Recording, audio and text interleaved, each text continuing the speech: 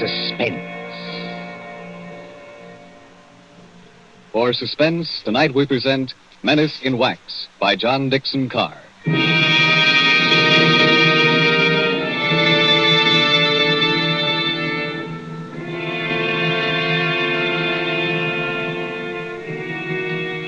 During the French Revolution of 1793, a Swiss girl copied in wax the severed heads of those who had just been guillotined. She married a Frenchman named Tussaud and came to London, and she founded Madame Tussaud's Waxworks.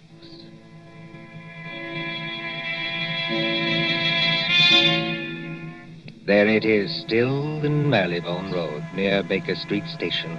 Not the original building. That was destroyed by fire. But it remained untouched when a darker shadow than revolution came to England. They plastered high explosives all along that road and hit the cinema next door. We are going to London under the bomber's rule.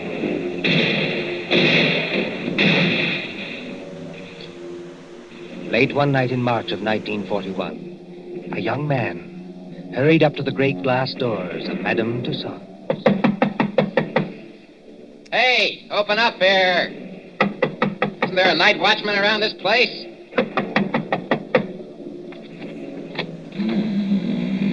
There is, Governor, and I'm him. Now, what do you want at this hour of the night? My name is Rogers. I'm from the Daily Record. Oh.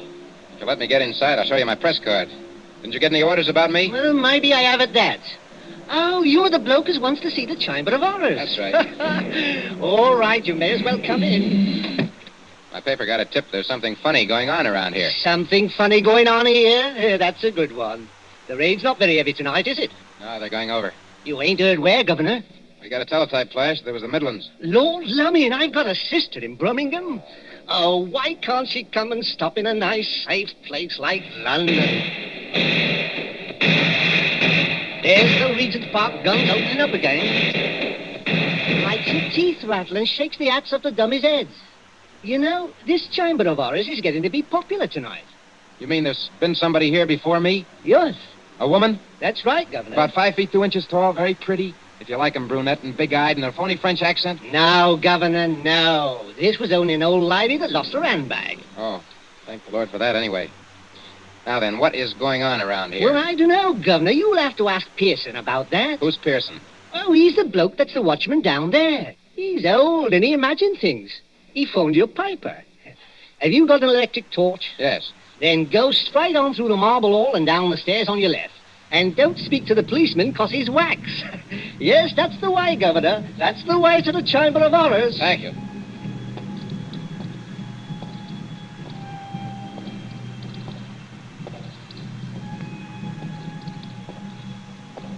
Pearson? Hello, Pearson.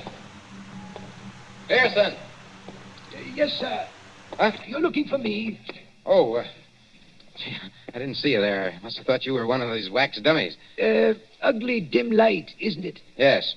Rogers is my name. I'm from the Daily Record. Oh, yes. I'm glad you came over. I phoned your paper myself. Maybe I'm just imagining things, but... Oh, I don't blame you. This place would make anybody nervous, especially during an air raid. Well, sir, it's all right as long as you don't get to imagine they're watching you. Oh, and do you? Oh, yes. Sometimes. That's the gambling group in the center there. Uh-huh. What's that thing over there? That's the famous guillotine. Oh, wait a minute, old boy. You're not trying to tell me that's the original guillotine. No, that was burnt in the fire. Madame Tussaud bought it from Sanson, the executioner. Let me tell you something, Mr. Rogers. What? Years ago, this is straight, a young French woman came in here. There was nobody else in the place. She thought it would be great fun to say she'd put her neck in the same guillotine as Marie Antoinette. So she climbed up on that platform. She snapped the little wooden collar down round her neck, shutting herself in. All of a sudden, she realized she didn't know which spring controlled the collar and which spring controlled the knife. Oh, good Lord, she didn't... No. But They say she went crazy. They say she screamed and screamed. What's that? I'm sorry. I didn't mean to scare you, but sweet Mama, I'm so scared myself I cannot help it. Susie. Oh, no, not Susie. Susie? You make it so it rhyme with floozy. That is not nice. Why, you little devil. I ought to turn you across my knee. What are you doing here? And will you forget that French accent? You're driving me crazy. You know this young lady, sir? Do I? She works for my paper. She's haunting me. Bert, that's not nice. I like the way I talk. I only try to give you ideas. That's just what I mean. Now take your arms from around my neck. She's French, sir. Her mother came from New York, like I did. She's got some funny ideas, accents, and disguises. So I dress up as an old lady, and I come along, too. That is clever, no? Definitely no. But I go into what I think is the ladies' room, and there is Jack the Ripper. I'm so scared I almost kick the ghost. Whatever else you do, miss, for the love of heaven, put out that cigarette.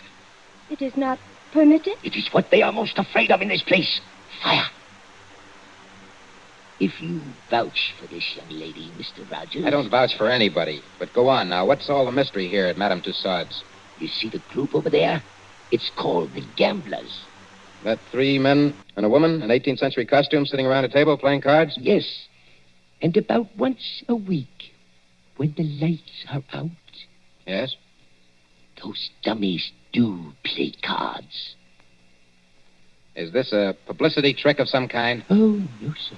Then what's the game? I'm not crazy. I know they don't actually do it, sir. What I want to know is who changes the cards round in their hands, and why? Well, could anybody? Anybody from the outside, I mean, get in to change the cards? Oh, yes. There's a back door.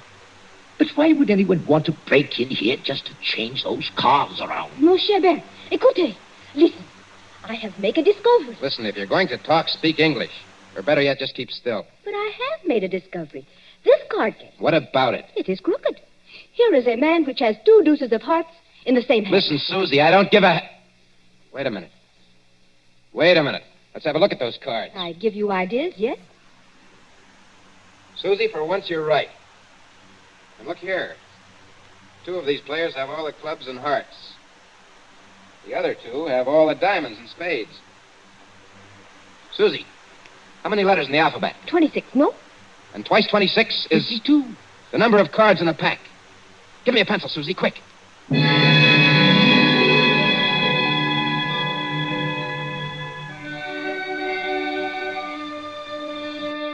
War Office, Whitehall. MI5, headquarters of military intelligence. There next morning in the map room used as an office by Colonel Warrender. Mr. Rogers, I'm a busy man. I appreciate that, Colonel Warrender. Anyhow, sit down. Thank you, sir. Now, what's all this? These cards you claim form a code, is that it? Yes, sir. Now, look, sir. Let each letter of the alphabet represent a card in clubs and hearts. That's 26. And then? And then when you get to the middle of the message, switch the alphabet over to diamonds and spades. Then you won't keep on repeating. Now, will you read what I've got written on this piece of paper? Jack of diamonds, Q. 3 of clubs, F. Well, that doesn't seem to mean much. Well, never mind the cards, Colonel. Just read the letters.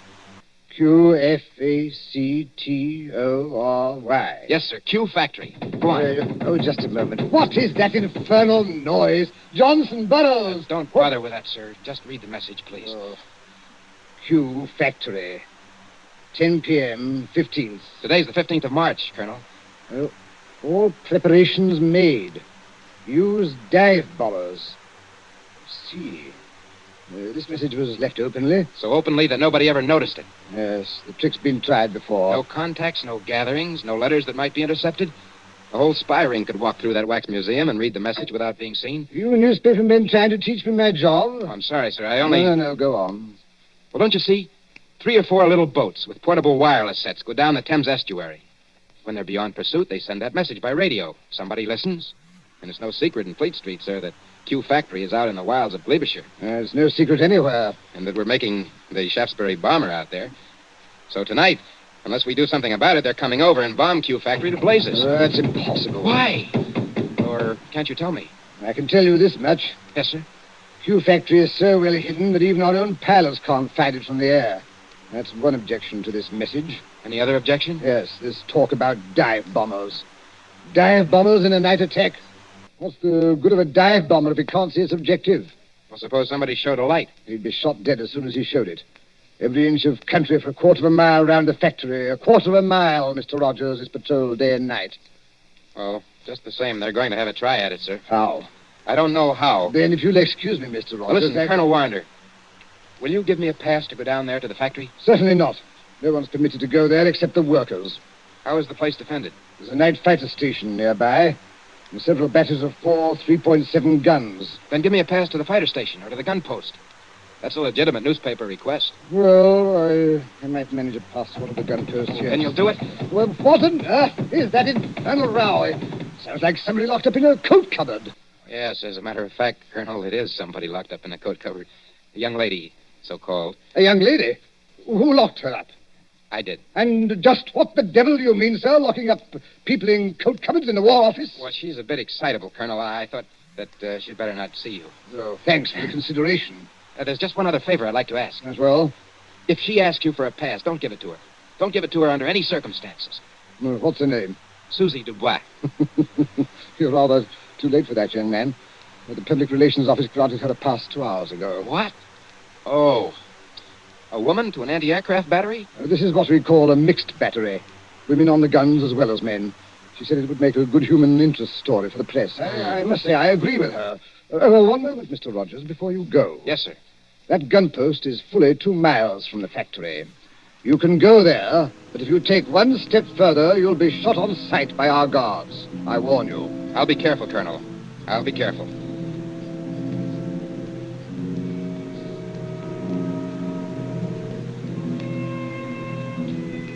Somewhere in the West Country, a yellow moon shines over bare trees. A white mist, moving, clings to the ground.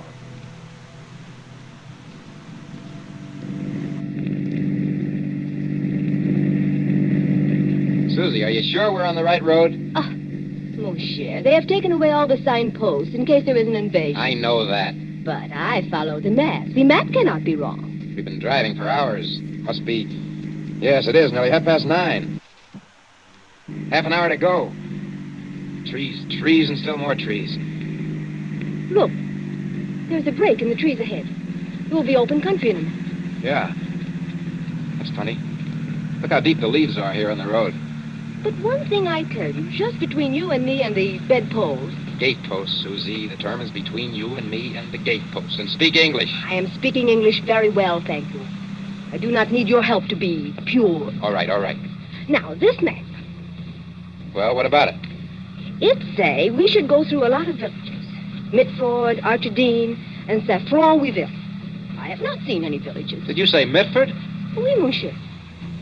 Susie, let me have a look at that map. Come on, hand it over. But what is wrong? It is a perfectly good map. Yes, Susie. It's a fine map. It's an excellent map. Only it's a map of the wrong county. I have made a mistake? No? I don't even believe you can read. This is a map of Barsetshire. We should be somewhere in Glebeshire. Now, where in the devil are we? With the entrance to some kind of clearing with leaves on it. Oh. What was that? Somebody calling us. And if we're in forbidden area... I see him now. Where? Behind us. He came out of a white cottage back there. He's a big, heavy man. With a mustache. Never mind the mustache. He's wearing some kind of a uniform and he's got a rifle. You think he plug us? No? I think it is not unlikely. Get out those War Office passes of ours. Quick. Good evening, my friends. Good evening. Can you tell me... Oh, we don't mean any harm. Can you tell me what time it is? Oh, what time it is? Yes. Oh, yeah. It's, 28.5 past 9. Thank you. I will keep you covered while I set my watch. There. My next question is, would you like me to shoot you both? No. Listen, Mr. McAllister. Captain McAllister. That's right. Well, Captain, this girl, she's been reading the wrong map. You see, we don't even know where we are. You're in Hollywood Forest, my friend. Hollywood Forest? Is that good or bad? And you don't know what's just beyond the edge of this clearing? No. There's a big open space of a quarter of a mile. In the middle of that open space... Q Factory. We're right on top of it. Then you have heard of Q Factory, my friend. Captain McAllister, we're from the War Office, and we've got passes to prove it. Let's see the passes. We were trying to find gun site number... I've forgotten the number. But it's here on that card. You've passed the gun site. 2 miles back up the road. All right. Here are your passes. What are you going to do to us? I'm not in the regular army. You can thank your stars I'm not. I'm forestry preservation. Oh, you are not going to chuck us in the cooler even? No. Now turn that car around, get back along this road as fast as you can. If they fire at you, as they probably will... Oh, I wish I am home. Pray no, Mo, I wish I am home. Well, then hope for the best. My watch had stopped and you did me a good turn. Well, hurry along. Hurry.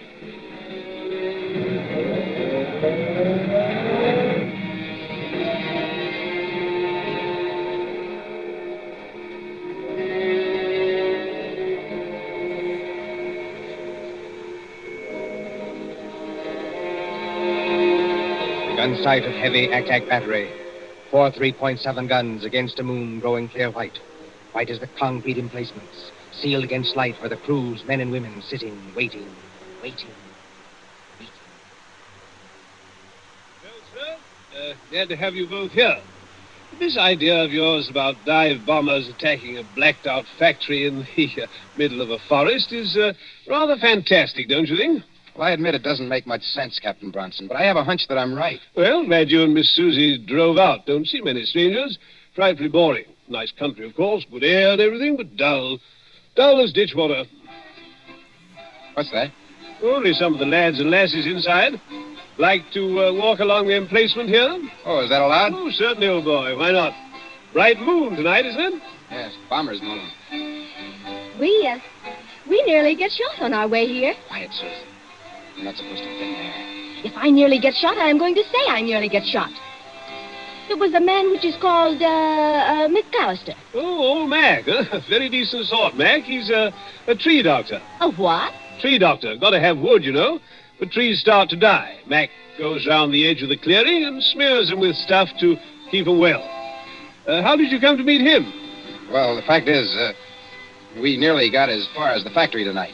Oh, then you were lucky to get back alive. There weren't any barrage balloons over the factory, I noticed. Hardly, old boy. They wouldn't advertise, would they? With balloons in open country? And if the Germans did use dive bombers? Oh, they're not coming, old boy. Just make up your mind to that. I wonder if you'll say so at 10 o'clock. But it is 10 o'clock. It's just 10 now. Well, it can't be. We drove here like blazes. It was only 9:30 then. Well, then your watch must be very slow, old boy. No, I'm afraid you're wrong. I've never seen it quieter. Cold tonight, very dry for March. Look all around you. Moonlight, open country, not a sign of life in it. Quiet, peaceful, and silent as the great... What was that? By George, I think we've got some visitors. I think we're going to see some fun. Enemy planes approaching south-southwest. Action stations. Enemy planes approaching south-southwest. Now do you believe me? Better stand back, old boy. Operation Crew's coming on. I said, now do you believe me? I want you to watch these girls work. They do everything, you know, except actually fire the guns. Now, keep your hair on, old boy. Susie, he still can't see it. Oh, they'll only be going over. You think so? Oh, yes. We sometimes get a crack at them when they're making for Bristol. Standing by for action. Standing by. Listen.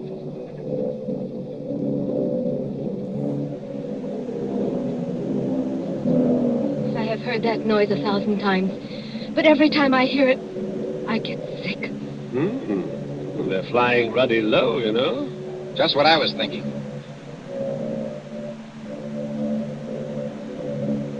Spotter! Any identification? Junkers, 88. Dive bombers. Height, 5,200. Now, look here, you two newspaper people. Yes, sir? There might be things popping, you know, can't tell. I'd like to get below. No, thanks. I don't like this, Bert, but I'll stay too. Rangefinder, on target. Look here, you two. Those War Office passes you gave me, I'm not supposed to keep them. No, I'd better give them back, just in case. Predictor, on target. Here we go, ladies and gents. Fire. Stand by. Predictor on target.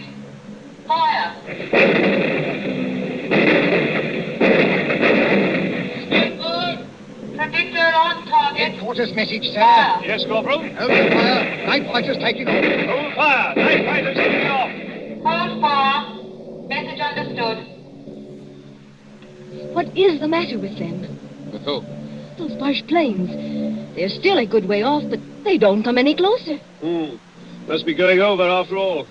They're circling. I think they're waiting for a signal. Anyhow, here are your War Office passes. You seem to have got them all smeared with oil. Oil? That is all right, mon cher. When we get them back from Captain McAllister, they have oil on them. I think maybe he dropped them on the leaves, because there's oil on the tires of the car, too. Then I think how always in this we meet things that burn. At Madame Tussauds last night, they would not let me smoke a cigarette in case of fire. Fire. That's it, fire. What's the matter with you, old boy? Why did that fella, way out at the end of nowhere, want to know what time it was? Are you scatty? McAllister, you told me so yourself. He goes around the edges of the clearing and smears the trees with stuff to keep them well. Well, what about it? Suppose it was crude oil. Suppose between each tree he laid an invisible fuse of dead leaves soaked in oil. I don't understand. In 30 seconds, a complete square of fire runs around the limits of the factory grounds. That draws the bombers in. Then as the flames blaze higher, they've got enough light to dive on their target. There. Our night fighters are letting loose. Brunson, I see it all now. Come on. We've got to get to that tree, Dr. McAllister. It's a matter of minutes.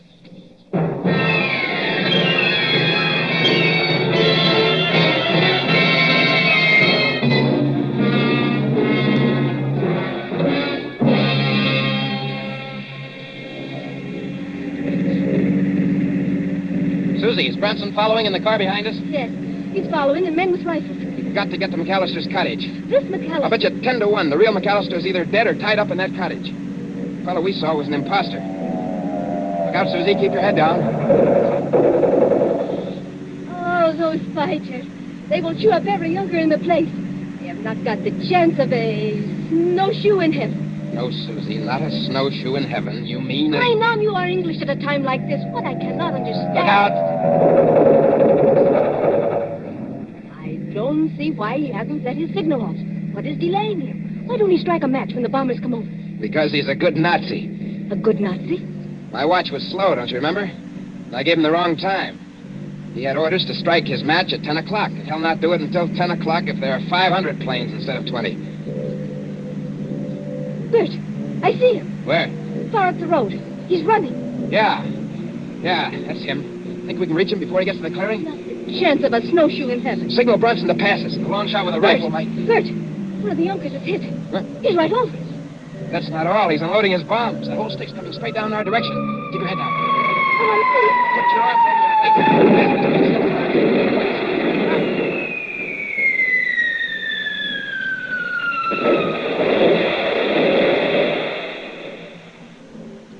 Are you all right? I don't feel her. This is a dirt road. The bomb sank too deeply before it exploded. We didn't catch the blast. Come on, Susie. McAllister was just ahead of us. Come on, let's get out.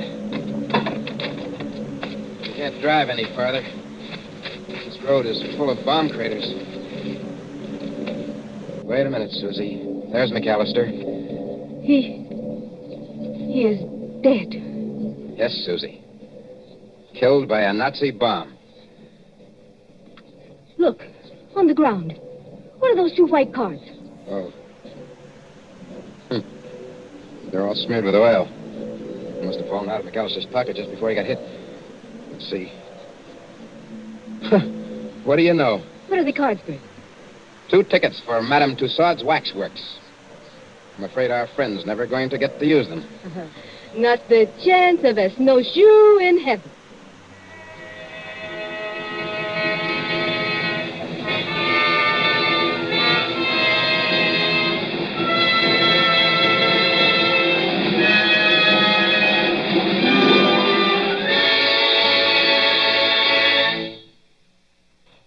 And so ends Menace in Wax. Tonight's story of Suspense. Columbia presents these stories of mystery and intrigue and dangerous adventure for your relaxation and enjoyment. Next Tuesday, there'll be another in this series. Same hour, 9:30 Eastern Wartime. William Spear, the producer.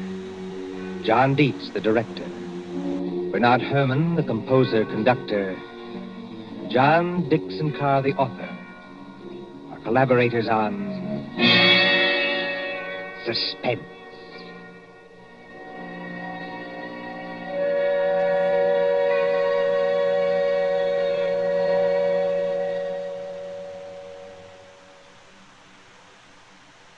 Here is a message of vital importance to every person who drives an automobile in America. There is wide misunderstanding about gasoline and rubber, and the government wants the following facts brought to everyone's attention. Actually, there is no scarcity of gasoline except in some parts of the East. But nowhere in the country is there enough rubber for military and civilian use. Starting 2 weeks from today, December 1st, mileage rationing goes into effect. This means that no car owner anywhere in the United States will be able to buy gasoline without a mileage rationing book. The purpose is to conserve the rubber we have by eliminating all unnecessary driving. When we think of the tremendous distances our mechanized army is traveling in North Africa and the long road to victory that still lies ahead, this extra effort on our part is slight indeed. Remember, everybody is going to have mileage rationing, so why not be prepared? The best way each of us can save rubber is by sharing our car with others. Let one car do the work for 2 or 3. So why not arrange with the neighbors tonight and start sharing the car tomorrow? It's the one real, important contribution that every automobile driver can make. Don't be a lone rider. Share your car and do your share for victory. This is the Columbia Broadcasting System.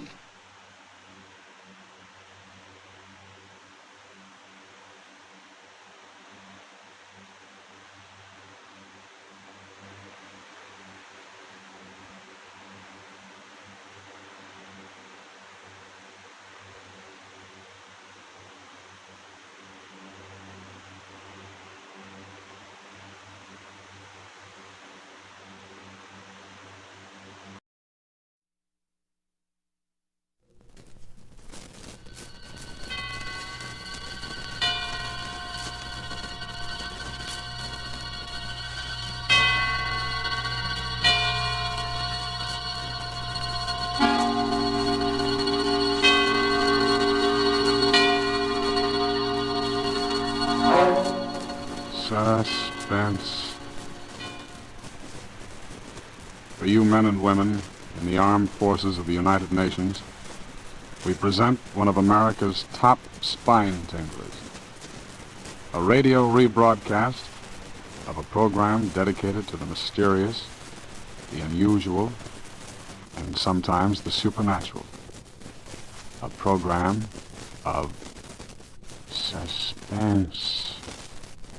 The producer of Suspense asks you to almost believe that the following is true. Very well. Standing beside me, surrounded by 2 guards, is a man who in a few short hours is to be put to death in the electric chair. His last request to the warden was that he be allowed to speak on this program and reveal what he calls some startling information. The warden naturally turned to us, and we at once complied, anxious at all times to do anything, however strange, that will hold our listeners in suspense.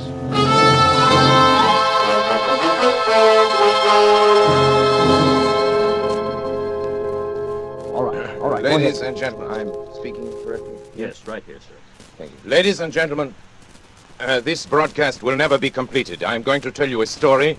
This story involves a number of famous and influential people here as well as abroad. These people have received warning from me, and I am sure all of them are making it a point to listen to me now. I shall not name these great, these rich, these influential gentlemen until my story is over. They will recognize the story, they will remember me, they will take the necessary steps for my reprieve. I shall expect a full pardon and safe conduct to a neutral country. These are my terms. I shall expect word of this to be brought to this studio during this broadcast. But as I have warned you, this broadcast will never be finished.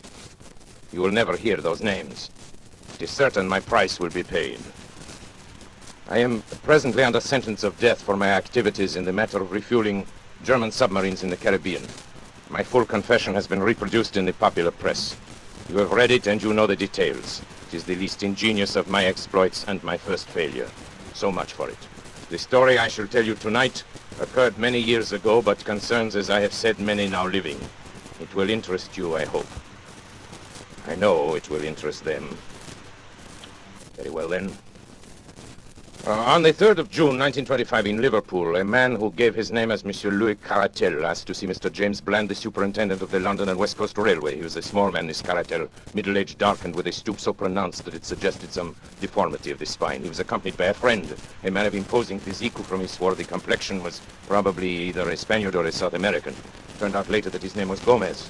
One peculiarity was observed in him. He carried in his left hand, fastened to his wrist by a strap, a small leather dispatch case. No importance was attached to this fact at the time, but later events endowed it with much significance. Monsieur Caratel was shown to Mr. Bland's office while his companion remained outside.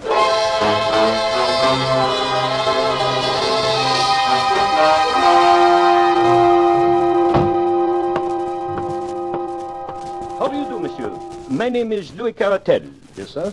What can I do for you? I have just arrived from Central America this afternoon. It is extremely urgent that I reach Paris without a moment's delay. Paris, eh? It's too bad. Just missed the London Express. I am not interested in the London Express. Could you provide me with a special train? Yes, I think that could be arranged. Oh, it's quite an expensive proposition. Money is of a small importance, monsieur. Time is everything. If you can arrange a special for me in a hurry, you may make your own terms. Very well. Mr. Hood, will you step over here a moment, please? Yes, Mr. Bland. Mr. Hood, here's our traffic manager, Mr. Caratel. Hood, I want you to arrange a special for him. He's going to Paris. How's the line? Can you fix him up in a hurry? Why, yes, I believe so, Mr. Bland. The line is clear through Manchester, and engine 247 at the Rochdale is on the tracks now. It could be ready, say, in 15 minutes. Good. Who's available for the trip? Engineer Smith, sir. And I can put James Macpherson on as conductor. Well, there you are, Mr. Caratel. Simple as that. Attend to everything right away, will you, Hood? Yes, sir. These men, Monsieur Smith and, Macpherson? Macpherson, are they trustworthy? Oh, yes. Of course. Macpherson's been with the company for years, and I'm sure Smith, although new, is an expert engineer. Bien. Thank you, monsieur.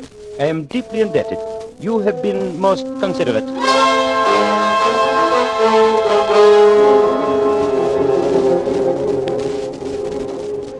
At 4:31 exactly by the station clock, the special train with Caratel and Gomez steamed out of the Liverpool station. The line at that time was clear and there should have been no stoppage between Manchester. At 6:15, considerable surprise and some consternation was caused among the officials at Liverpool by the receipt of a wire from Manchester to say that the special had not yet arrived.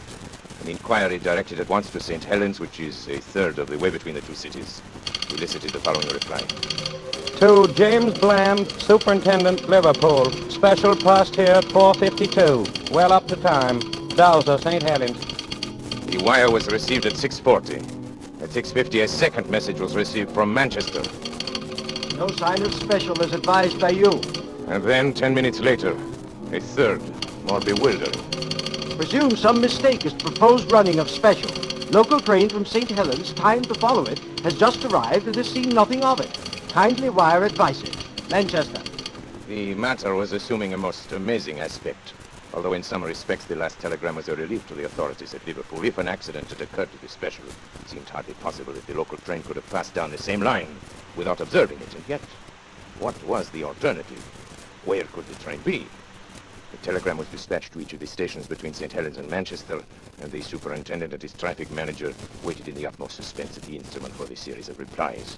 The answers came back in the order of questions, which was the order of the stations, beginning at St. Helens. Special passed here, 5 o'clock. Collins Green. Special passed here, 5:06, Earlstown. Special passed here 5:10, Newton. Special passed here, 5:20, Kenyon Junction. No special train has passed here, Barton Moss.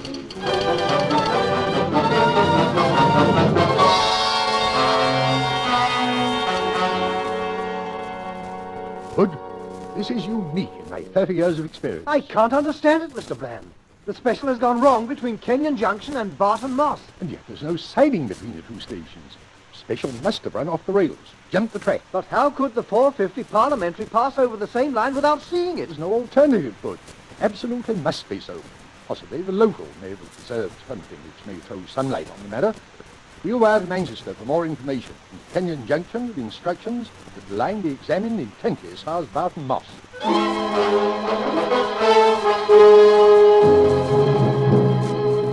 The answer from Manchester came within a few minutes. No news of missing special. Driver and guard of local train positive. No accident between Kenyon Junction and Barton Moss. Line quite clear, and no sign of anything unusual. Manchester.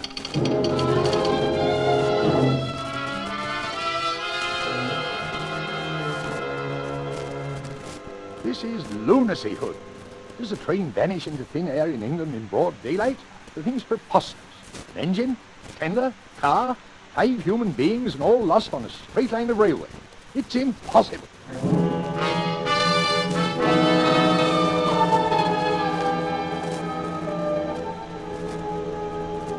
A month elapsed, during which both the police and the company prosecuted their inquiries without the slightest success. Mr. Bland, at the end of this period, offered his resignation. It was accepted. The affair remained unsolved. A reward was offered and a pardon promised in case of crime, but they were both unclaimed. Every day the public opened their papers with the conviction that so grotesque a mystery would at last be solved, but week after week passed by, and a solution remained as far off as ever. Then a new and most unexpected incident occurred. This was nothing less than the receipt by Mrs. McPherson of a letter from her husband, James McPherson, who had been conductor of the missing train. The letter, which was dated July 5, 1925, was posted from Mozambique, Portuguese East Africa, and came to hand upon the July 14th. My dear wife, I've been thinking a great deal, and I find it very hard to give you up. I try to fight against it, but it will always come back to me. I send you some money, which will change into 20 English pounds.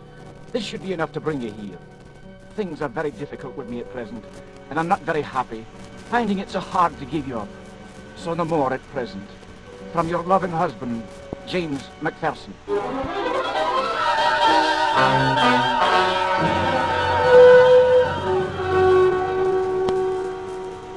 For a time, it was confidently anticipated that the letter would lead to the clearing up of the whole incident. As directed, Mrs. McPherson sailed to Portuguese East Africa. She stayed in Mozambique for some time, but heard nothing from the missing man. Finally, she returned to Liverpool, and so the matter stood. And has continued to stand right up to the present moment. Incredible as it may seem, nothing has transpired during those 18 years which has shed the least light upon the extraordinary disappearance of the special train which contained Monsieur Caratel and his companion, Mr. Gomez. And McPherson, the conductor, Smith, the engineer, the fireman, and Slate. And now, after all this time, I shall clear up the entire affair. And unless I hear from those so highly respectable gentlemen who were my employers and who are completely implicated in the crime, unless I hear from them before I'm finished, their names will be revealed on this broadcast. Take final warning, gentlemen. You know I mean what I say. If you are smart, you are at this moment arranging my reprieve. I must remind you, time is short. You have just 6 minutes. Now, for the interest of my other listeners, I shall resume the story of the lost special. In a word, there was a famous trial in Paris in the year 1925, perhaps you would call it, in connection with a monstrous scandal in politics and finance. How monstrous that scandal was can never be known except by such confidential agents as myself. At stake were the honor and careers of many of the chief men of Europe and the United States. A secret committee was formed to manage the business. Some subscribed to the committee who hardly understood what were its objects, but others understood very well. They can rely upon it that I have not forgotten their names. Do you think I could forget your names, gentlemen? You pillars of the community, great, rich, respected, honorable men. Do you remember that day in May 1925? The fashionable country club, remember? And the golf game that was played there that spring morning? Ladies and gentlemen, that was the strangest golf game ever played.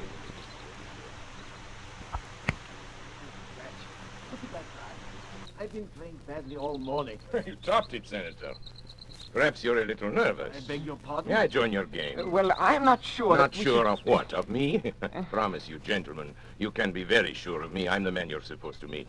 The distinguished congressman here can vouch for me. Yeah, he's the one, all right. This is the Lerniac. Mr. de Lerniac, may I present...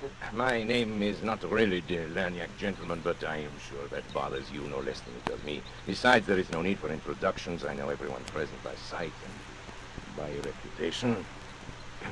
My drive, I believe. Thank you. Not so good. 200 and, about 50 yards. I hope I'm not going to continue in this way. You're sure we can talk safely here, Frank? Please set your mind at ease. We shan't be overheard in the middle of a golf course. There is no convenient hiding place here for dictaphones, even in the rough, where I notice you're playing the greater part of your game, Senator. You must be nervous this morning. No, but I don't like it. I don't like it at all. Well, it's not the superlative course you are accustomed to on your own enormous California estate, sir, but it's going to have to serve our particular purpose. Oh, by the way, let me compliment you on the way you had your syndicate of newspapers handle the recent strike situation and the editorial which appeared under your own signature this morning. Yes, well calculated to stir up trouble with the labor. Let's get on with our business. Yes, Mr. de Lerniac... At your service, sir. And may I suggest we continue our game? I know the absence of caddies is an inconvenience. Mr. de Lerniac, certainly. In June, a month from now in Paris, there will be a most important trial. Ah, yes. During its progress... pardon me, are you referring to the Serinsky trial? Yes. You know about it, then? Well, certain interesting details. I know something about it. It's my business, after all, to keep myself informed about these matters. It is not for nothing that I am known as the most... Let me continue, please. This trial, I'm speaking in the utmost confidence, you understand.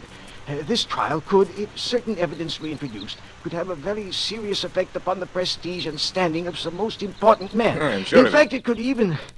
You're shivering, Senator. You find it cold out here? No. Get on with it, Frank. Get to the point. For heaven's sake, please. The evidence which one man could bring to the trial could ruin these men. Without it, the trial will collapse for want of facts. Mm-hmm. But if this one man arrives in Paris... Quite evidently, you do not wish him to arrive in Paris. No. Gentlemen, you have come to the man. This sounds indeed like the sort of thing which no one in the world can manage with such skill and success as myself. I must admit, however, that my services come rather high. Well, it's only natural, since there is only the one... money makes no difference. We have formed a group, a committee, and we have the command of an unlimited amount of money. Absolutely unlimited, you We hear. will name people and places now. Who is the gentleman whose appearance in Paris would cause such regrettable embarrassment? His name is Caratal, Louis Caratal. He knows everything. He has papers, documents, I all the understand. evidence. Where is this Monsieur Caratal at Well, present? he's sailing from somewhere in Central America within the next few days. That much we know. Good. Central America. I have an excellent man down there in Central America. This Caratal, you know anything about him, his personal habits? No, very little. He's a small man, dark. He has a bodyguard, a great big bruiser named Lopez. Let me Gomez see, or from something Central like that. America, that would be the Americano Tropicano. No, those are line my there. ships. Trips all commence at Liverpool, I believe. That's where the ships dock, and our famous trial is to begin in 3 weeks. That would mean that Monsieur Caratal would go directly to London, and I imagine that once there he would be heavily guarded, since it can be no surprise to him that you gentlemen are not without connections in the British capital. That's good, clean See, thinking. this is not so simple as some of my other exploits. A simple assassination. There's your ball, sir. You're playing a Dunlop 38, aren't you? Huh? Oh, yes, to be sure, yes. Quite. As I said, a simple assassination, the usual clumsy job, will not do here.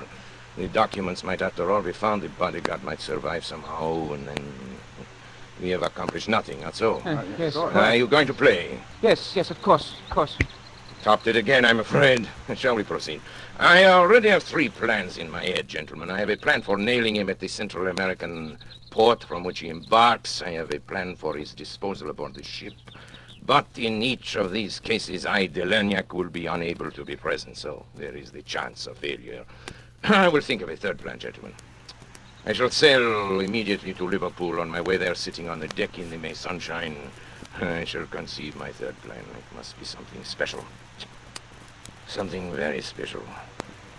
There I am. Is this your famous water hazard? Well, I think a number 7 iron will go in.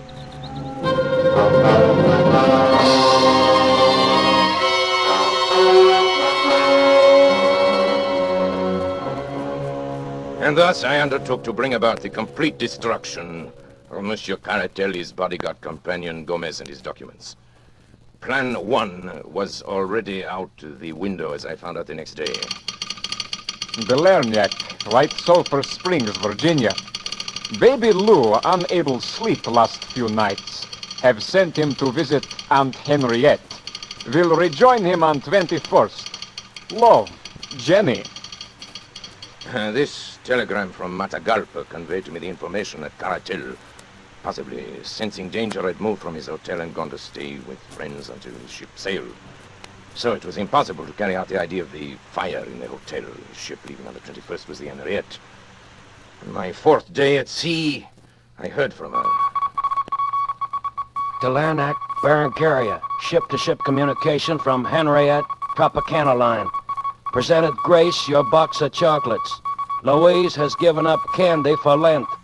Grace still wants us all together for 29th birthday party.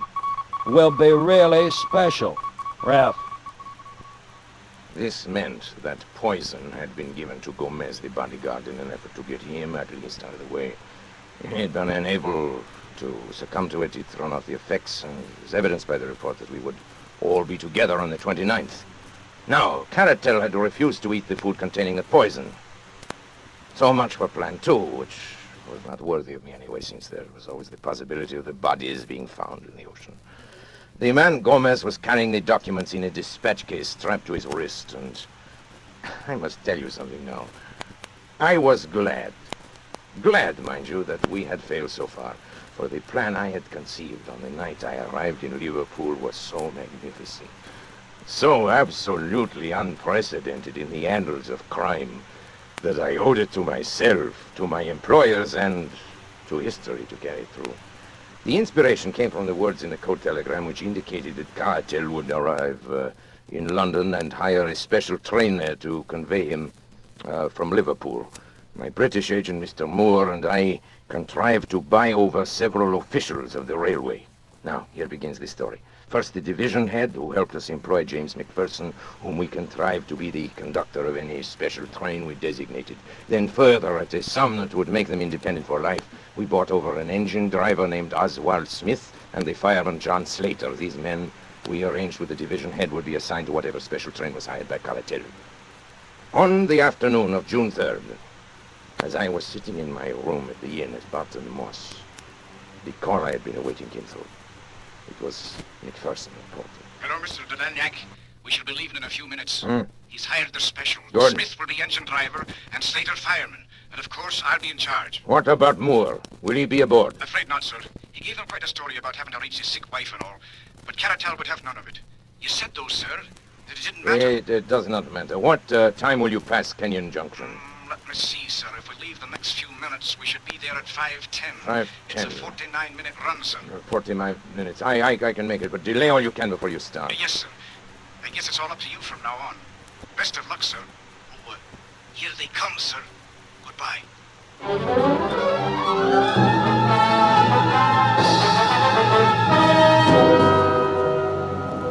And now I went to work.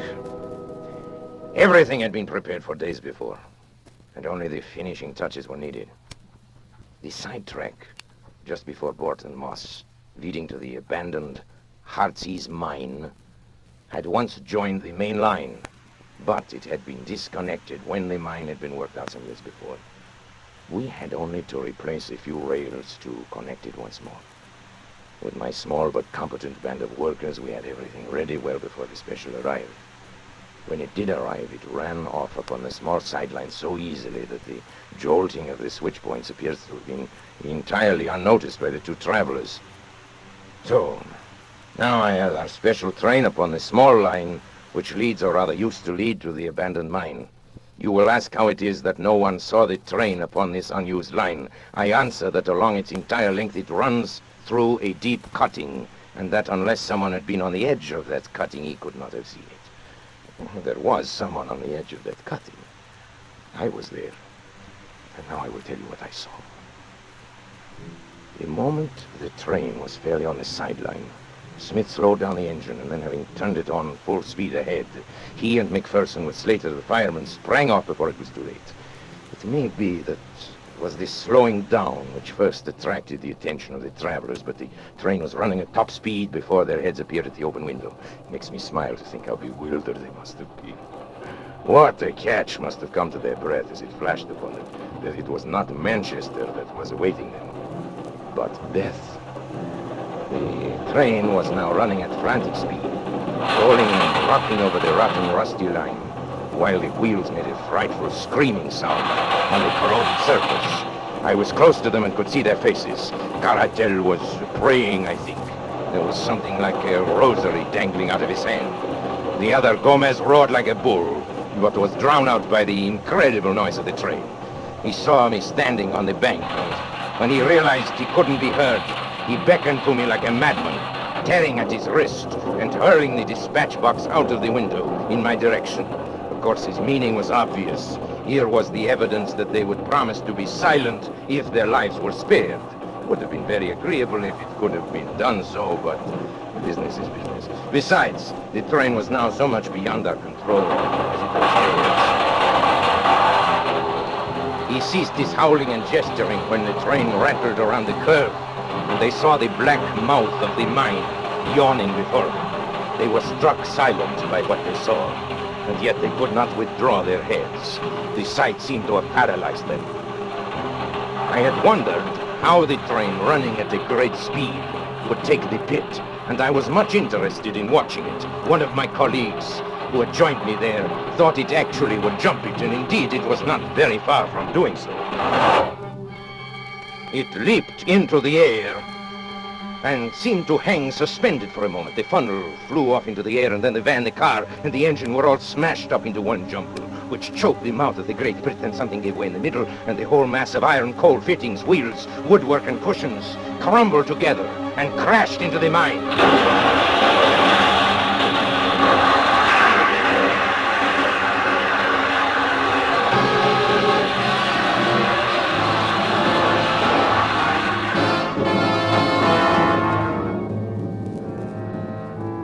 Was perfect. The deep muddy water standing in the bottom of the pit 200 feet below responded to the intense heat of the engine boilers. It hissed loudly and blew great bubbles of black mire into the air. At the same time, the walls of the pit, loosened by the impact of the train as it struck the opposite side, gave way, and a mighty avalanche of rock and dirt thundered down upon the wreckage of the train as it settled with a low, hissing sigh, was covered forever by the mud and mire, the vapor hanging in the air shredded off into thin, small wisps, and all was quiet again in the Heartsease mine. And now, having carried out our plan so successfully, it remained only to leave no trace behind us. Our little band of workers at the other end had already ripped up the rails and disconnected the sideline, replacing everything as it had been before. We were equally busy at the mine. The lines which led to it were torn up and taken away. Then, without flurry but without delay, we all made our way out of the country, most of us to Paris, my English agent to Manchester, and Macpherson to East Africa. A word in passing about Macpherson, who was foolish enough to write to his wife and tell her to meet him in Mozambique. And naturally, we took steps to ensure that this meeting would never come about. I have sometimes thought it would be a kindness to write to Mrs. Macpherson and to assure her that there is no impediment to her marrying again. But of the Lost Special, let the English papers of that date tell how thoroughly we had done our work and how completely we had thrown the cleverest of their detectives off our track. You will remember that Gomez threw his bag of papers out of the window, and I need not say that I secured that bag and brought them to my employers. It may interest my employers now, however, to learn that out of that bag I took one or two little papers as a souvenir of that occasion.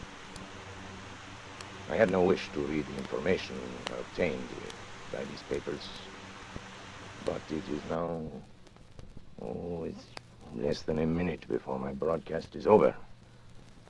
And I have received no word. It is the final hour. I see at the other end of the studio the engineer waving his hands at me that my time is almost up. Well, I gave you warning. You had your chance, gentlemen. Very well.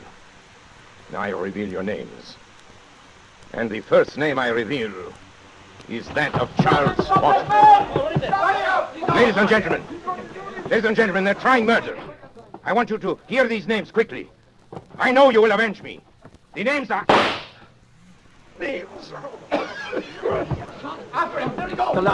Delania, can you hear me? Are you all right? Hey, Bill, play something quick, will you? Theme, curtain music, anything.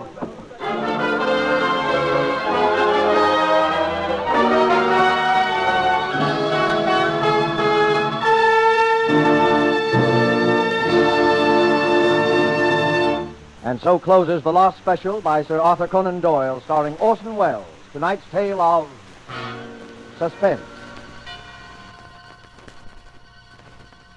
This rebroadcast of Suspense was produced in the United States of America.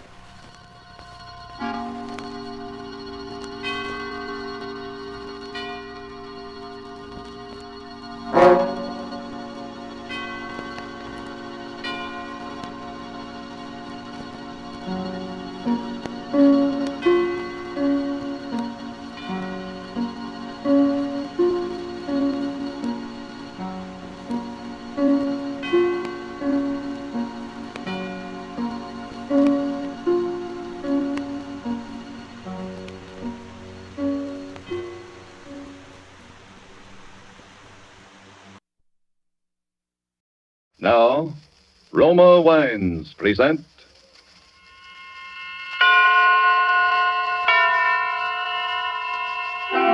Suspense. Tonight, The Bluebeard of Bellac, starring Merle Oberon. Suspense is presented for your enjoyment by Roma Wines. That's R-O-M-A, Roma Wines. Those excellent California wines that can add so much pleasantness to the way you live, to your happiness in entertaining guests, to your enjoyment of everyday meals. Yes, right now a glassful would be very pleasant, as Roma Wines bring you Suspense. This is the Man in Black, here for the Roma Wine Company of Fresno, California, who tonight from Hollywood bring you a star, Miss Merle Oberon, and a suspense play inspired by an actual recent news item from occupied France. And so, with the Bluebeard of Bellac, and with the performance of Merle Oberon, we again hope to keep you in suspense.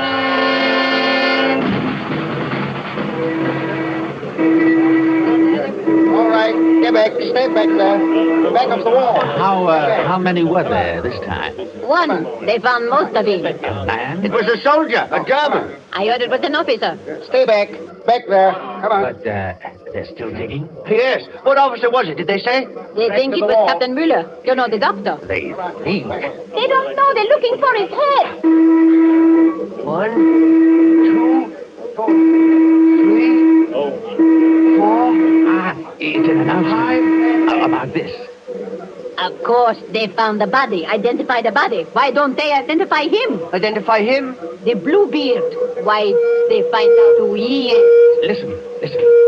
Achtung, Achtung. Villages of Bellac, Saint-Jean, Bralalion, Fleury. Achtung.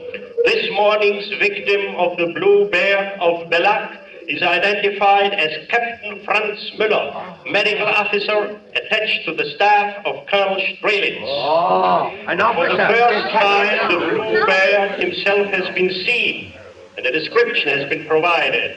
He is described as being of medium... Yes? I must speak with Colonel Strelitz. Is he here? I have information. Information about what? About the Bluebeard. Is the Colonel here? He's in the staff car. Over there. Please take me to him. I must see him. And who are you? Cécile Combray, Madame Combray. I live on the road to Flomé, just outside the village. Well, all right, come along, madam. Is that the Colonel, sitting in the back of the car? Yes. Now, you wait here. I'll see. Oberst Strelitz, Corporal Brecht. Corporal? Herr Oberst, das ist eine Frau von dem Dorf hier, eine Madame Combray. Sie hat angeblich Informationen über den Blaubart. Naja, wieder so ein hysterisches Frauenzimmer, Herr Oberst. Was können wir da machen, Kreuzer? Eine Möglichkeit. Wo ist sie? Dort drüben, Herr Oberst. Ich habe ihr gesagt, sie soll warten. Ordnung. Frau herkommen. Jawohl, Herr Oberst. The Colonel will see you, madame. Oh, thank you. Das ist Madame Combray, Herr Oberst. Madame, this is my aide, Lieutenant Kreuzer.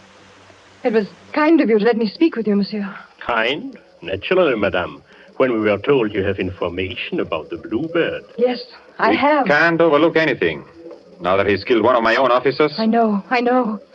And I am next. So? The Bluebeard is going to kill me. He's going to kill me tonight unless you help me. Unless you come home with me and stop him.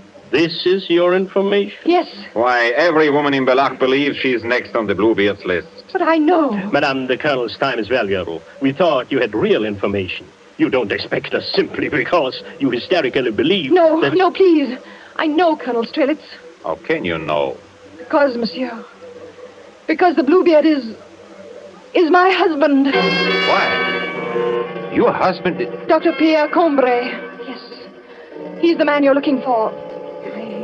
I've known it for a long time. He is the Bluebeard.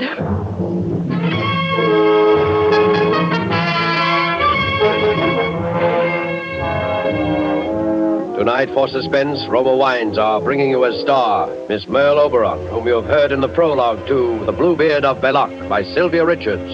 Tonight's tale of Suspense.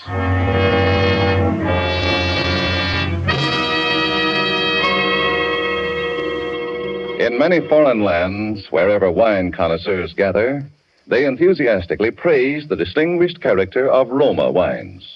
Such praise of Roma wines in foreign lands can only mean that they are truly magnificent in quality.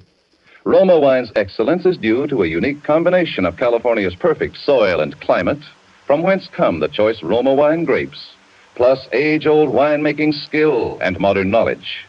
These combine to make Roma constant in quality, uniformly fine, unexcelled in value. Tomorrow, discover for yourself the delightful Roma taste and goodness enjoyed by more Americans than any other wine. Simply serve as an appetizer before dinner a cool glass of golden nut-like Roma California sherry. Then on the table, place a bottle of cool, hearty Roma Burgundy. You'll be pleasantly surprised at the extra delight it adds to your meal, how it will win new compliments from family or guests. Yet, the cost is only pennies a glassful. Get Roma wines tomorrow. If your dealer is temporarily out of Roma, please try again soon. Ask for ROMA, Roma wines.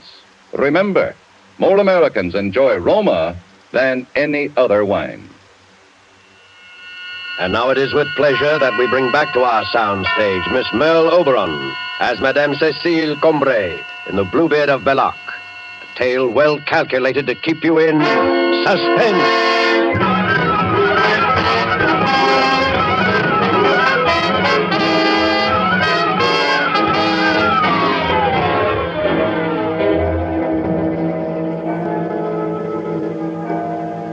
11 o'clock. He'll be here in an hour. And if you had not come here with me... You have nothing to fear, madame. The house is well guarded. But won't the guards frighten him away? The instructions are to let him through. They will come in only when we have him trapped. And we are armed. Yes, and he does not carry a gun. You know he uses a knife. Madame Combray, why didn't you come to us before if you knew your husband was the Bluebeard? First, I wasn't sure. Then, when I was sure... Well, he was still my husband. Then why now? Because now he will kill me, and I'm afraid. I knew when he went away with the body of Captain Müller yesterday. So you saw the captain? Yes, I saw it. And when Pierre looked at me, I knew he'd kill me. Tonight. Yes, he may try. It's been weeks of fear, and the night, the endless nights. Have you been married long, madame? Long? No, less than a year. You aren't French, are you? No, I'm English. I spent a summer in Flomé about 4 years ago, and I liked it, so I stayed. I taught English in the village school there. Dr. Combray? About a year ago, there was an epidemic in Flomé, and Pierre, came there to help. He seemed to me when I met him to be very kind, a very noble man. Of course, I didn't know him well, but when he asked me to marry him, I was very happy. The morning after we were married, he brought me here to Bellac, to this house which had been his family's for many generations. It was a beautiful morning, early spring. We came, as you did tonight, up the hill, past the summer house, to the front door. Well, here it is, Madame Combray. Come, I'll carry you over the threshold. Oh, careful, Pierre. Don't drop me. No chance of that. Now, this is the hall. Shall I carry you on from room to room? Oh, Pierre, no. Put me down. Very well. Come this way. Now, here is the parlor. Oh. Hello, Captain Muller. Good morning, Doctor. I've been waiting. I hope you don't mind. They said you'd be back this morning. The people down the road. Yes, I was held up by my wedding. Your wedding? Oh, I'm sorry. Cecile, this is Captain Muller, the medical officer in charge with Colonel Strelitz. Captain, my wife, Cecile. How do you do, Herr Müller? Well, Doctor, I congratulate you. I see even an epidemic can be useful. That's one way of looking at it. So what's up, Muller? I wanted you to come in tomorrow to help with the vaccinations. About 150 are going out, and we need help. The last lot carried typhoid. I'd be glad to help. What time? Well, they are leaving at noon. If you're there at 8 o'clock, we'll have enough time. I'll be there. Very well, Doctor. Madame, tomorrow then. Heil Hitler. Heil Hitler. Now we will go on with our tour. Follow me.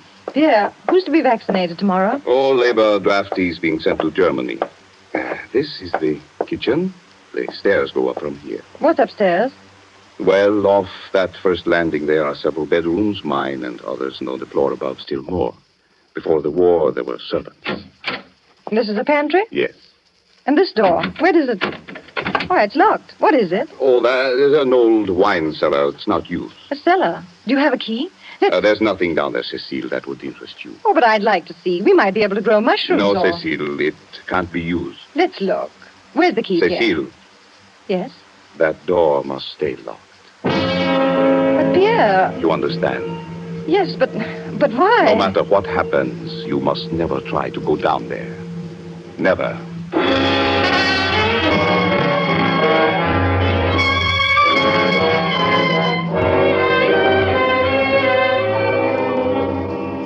You see, monsieur, it was a small thing. Just a room I must not enter. He told me the room was used for his experiments, and I believed him. I was in love. But there were other things, and they added up to fear. Just the taste of fear. A shadow so light I didn't know it was there. There was first of all the gossip I heard in the village when I went to market. Good morning, Madame Cambrai. You're late today. Pierre worked late last night. Is there any milk, Madame Bourget? I can let you have a little, a pint. Oh, if that's all. Does the doctor work often at night? Quite often in his laboratory. I could not bear a man who pottered around after dark. But it's his profession. Maybe, but I would not sleep a wink, not with this Bluebeard around. No, I like a man who is steady, so I know what he's up to. Oh, how can you bear to live in that big, depressing house? Oh, but I love it. Well, you're young. I suppose it's romantic to you. It's no place for a woman to be alone. The first Madame Cambrai, you know, she died there. Yes, Pierre told me. But I know he did everything he could. Oh, yes? It was very sudden. Typhoid can be very sudden. Yes, its certificate said typhoid. That's why your coffin was sealed. Oh! Hey, Jean! Jean, what is it? What is it? What's happened? Everyone's running. There's an announcement, madame. They know who one of them is. One? Of whom? There were 3 last night. One of them was a man. 3?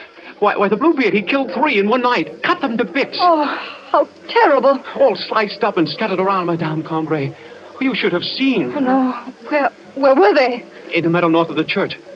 Why, that's near your house. The meadow? Yes, Madame Cambrai.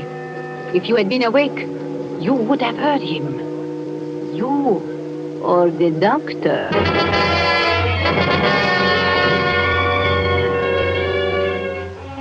Yes, if I'd been awake, I would have heard. And one night, I was awake. My husband and I had gone to bed early, and I slept well. I'd worked in the garden most of the afternoon. But shortly after 11, some sound woke me. It may have been only an owl screech. I lay in the dark and listened. I didn't hear it again. Then I heard another sound. And I saw there was a little moonlight, that my husband was out of bed and that he was dressing. Pierre. Oh, did I wake you? Pierre, what is it? Nothing, Cecile. Go back to sleep. Is someone ill? Did someone come for you? I have to go out. Go back to sleep, Cecile. I won't be long. Something woke me. I heard a sound. I'm sorry. Did someone come for you? Was it Captain Muller? No. Who is it, Pierre? Who's it? No one you know. Where are you going, Pierre? Do you have to go far? Go back to sleep. I won't be long. But Pierre... I'm sorry I woke you. You didn't. I'm sure I heard a... Cecile, it's best that you go back to sleep. I just wondered. It's best for you. Good night, Cecile. He went away, Colonel Strelitz, and I lay there in my bed, rigid, listening to his steps down the dark stairs into this kitchen. I heard the front door open and close. Then he went down the gravel path in the moonlight. I waited. It seemed long, yet it was only a little time. That clock there, I could hear through the floor chime the quarter, then the half. When I heard him, it was not yet midnight, and he came slowly, climbing the hill. I slipped out of bed and went down the stairs to the landing there, from where I could watch him come into the kitchen. But when he came into the kitchen, I could not speak, for he was not alone. Over his shoulders, he carried a body.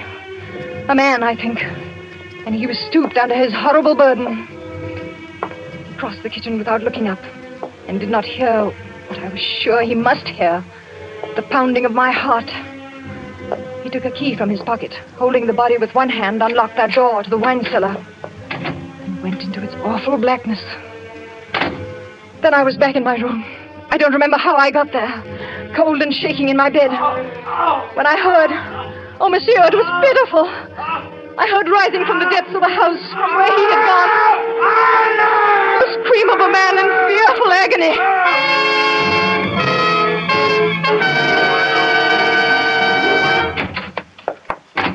Cecile. Yes. Yes, Pierre. You are still awake. No, Pierre, I told you to go back to sleep. I was, Pierre, I did. But you are awake now. Something... I heard something. Yes, you heard? It must have been you opening the door. Oh. You came in suddenly. You must have... Yes, I think I did. Well, we'll go to sleep now. Yes, we'll go to sleep. Pierre? Yes. Was someone ill? Yes. Who was it, Pierre? Did you have to go far? We'll go to sleep now, Cecile. What time is it? Time? It's just past midnight.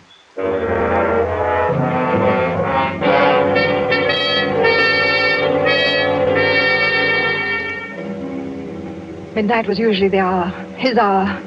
He always came back soon after. And the following day, there were always the announcements on the loudspeakers in the village.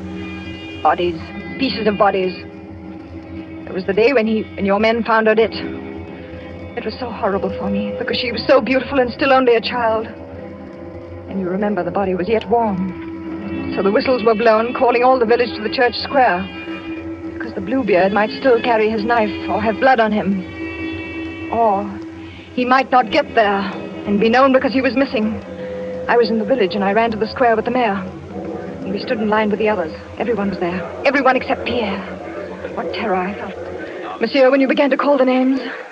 Félix Armand? Here. Paul Arden? Here.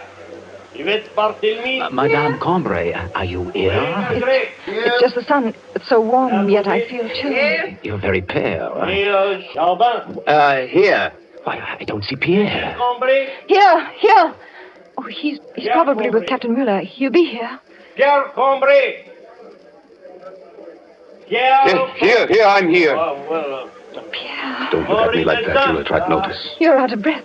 Where will you, Pierre? Does it matter? I'm here. But your hands, your clothes, they're wet.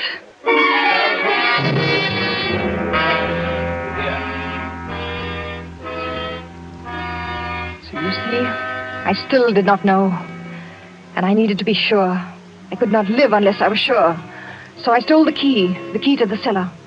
Yes, it was that easy. While he slept, and the next day he went to the village with Captain Muller and left me alone with the answer in my hand. I opened the door and went down those steps, carrying a candle.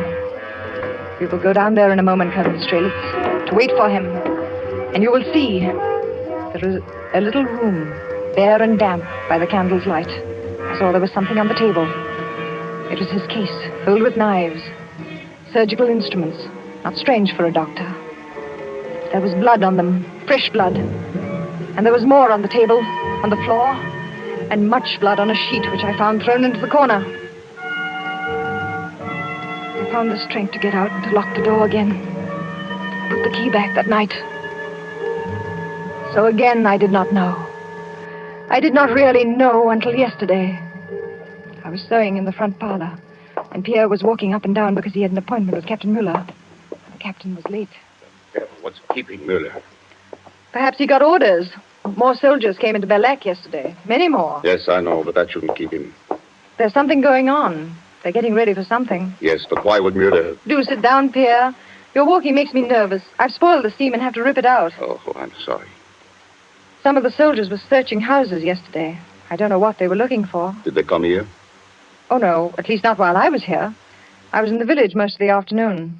That's when I saw the soldiers. And there's nothing here to look for. Is there, Pierre? That's it, of course. Why didn't I think he's down there? Pierre, where are you going? I'm going down to my cellar, Cecile. I have work. Pierre, no, not the captain. Yes, the captain and Cecile. I don't want to be disturbed.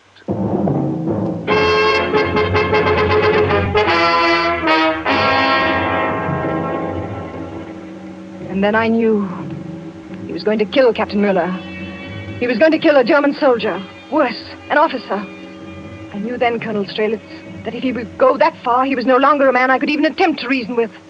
His insane urge to kill might turn on anyone. Even me. I had to stop him.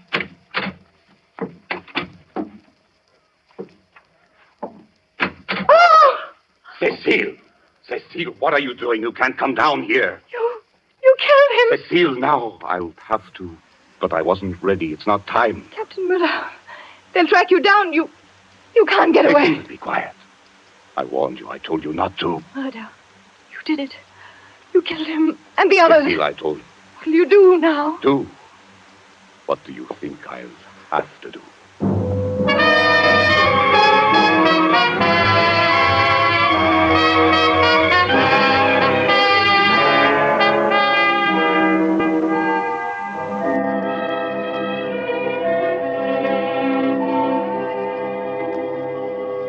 And now you know, too. And in a few minutes he'll come, and then it will all be over. It's almost midnight. It's a remarkable story, madame. So he made no attempt to harm you last night? No, Colonel Strelitz. It wasn't time. Not time? He kills only when he feels the need. And he'd already killed one, so the need was gone. And it was daylight. He left then? Yes. I haven't seen him since. He looked at me. It was a terrible look. And he went. And I knew by the look that I would be the next. Tonight. And Captain Muller? He took the captain's body with him. Come, we must go down to the cellar now, before midnight. Very well. Lieutenant, will you bring the lamp? Yes, I'll bring it. You see, it's unlocked, as he left it. Close the door behind you, Colonel. Very well.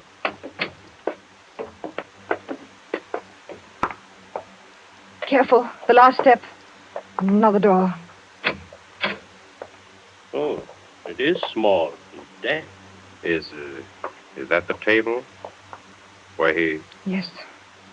Set the lamp there, Lieutenant. You can see the stairs. They're quite dry by now. I see. And on the floor. Sit down, monsieur. There, where you can watch the door. I will stand here at the back if you don't mind. You're right. It's safest for you. Listen. I heard the clock strike. And, yes, listen. It's the door. Have you your guns? Quiet. Yes, but we want to take him alive. You can. He's coming down.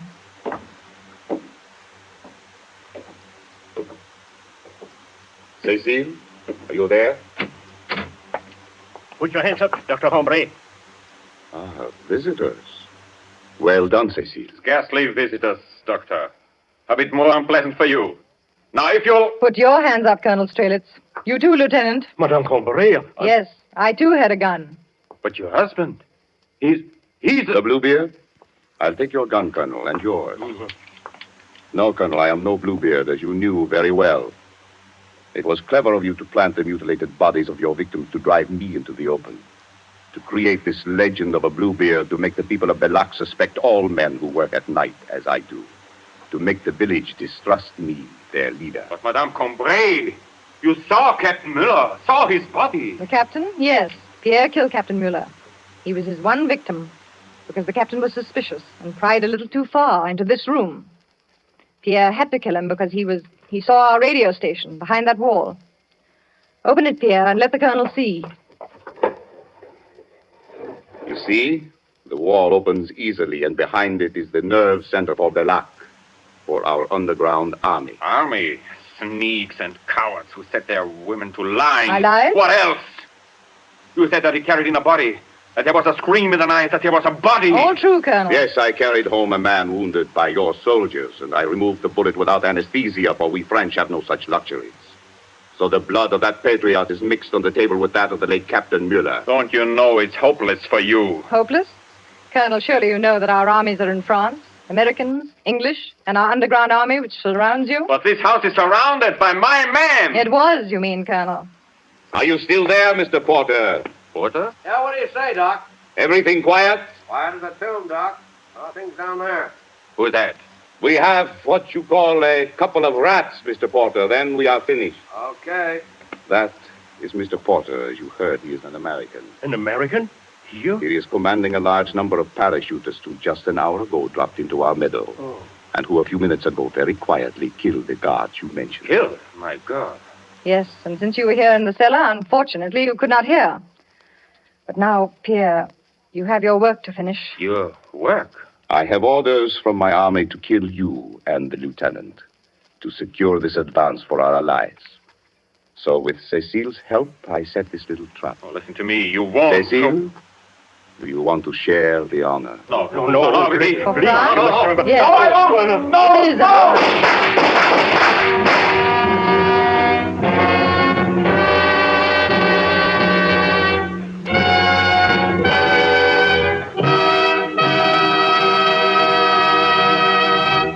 And so closes The Bluebeard of Bellac, starring Merle Oberon. Tonight's study in Suspense. Suspense is produced and directed by William Spear. Have you discovered how much good wine adds to the enjoyment of food? How Roma wine makes even the simplest, most inexpensive meals really exciting events? Well, all you need do is place on the table with the meal a cool bottle of hearty Roma California Burgundy. Serve it in any kind of glass. You will find it delicious with any food. And if you are entertaining guests, you will find Roma wine just the gracious, festive note that makes any dinner party or get-together a happy, compliment-arousing occasion. And remember, Roma wines cost you only pennies a glassful. So any home can afford the pleasure they add to everyday living, to entertaining. Ask for ROMA, Roma wines. Remember, more Americans enjoy Roma than any other wine. Merle Oberon is soon to be seen in the Columbia Technicolor production, A Song to Remember. Next Thursday, ladies and gentlemen, same time, you will hear Mr. Gene Kelly as star of Suspense. Presented by Roma Wines, ROMA, made in California for enjoyment throughout the world.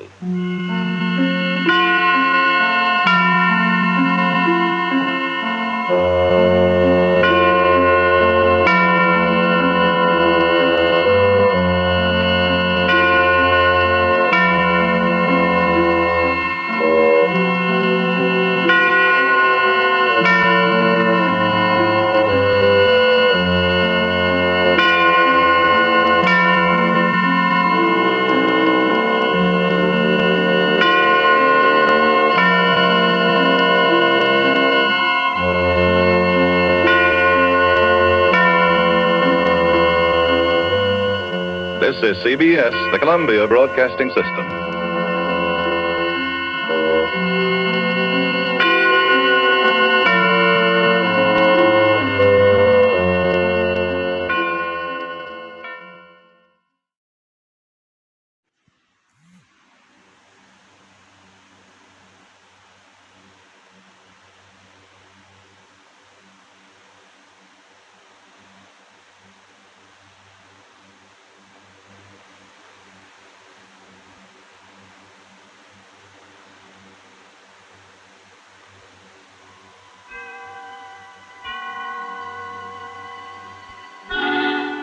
Suspense.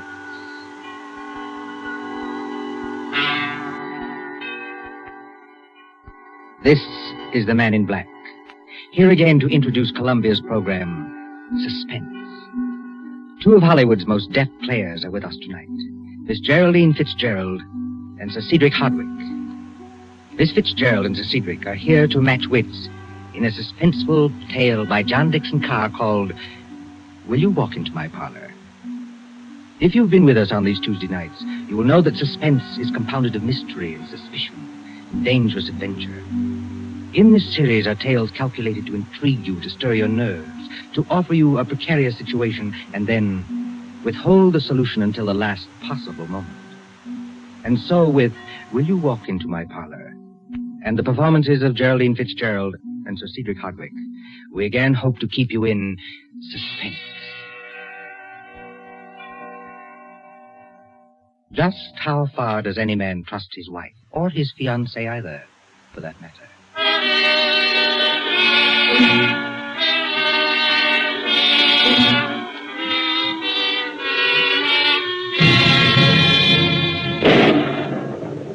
An English bazaar, a garden party in the grounds of Leighton Hall in Kent, one fine summer afternoon before the war.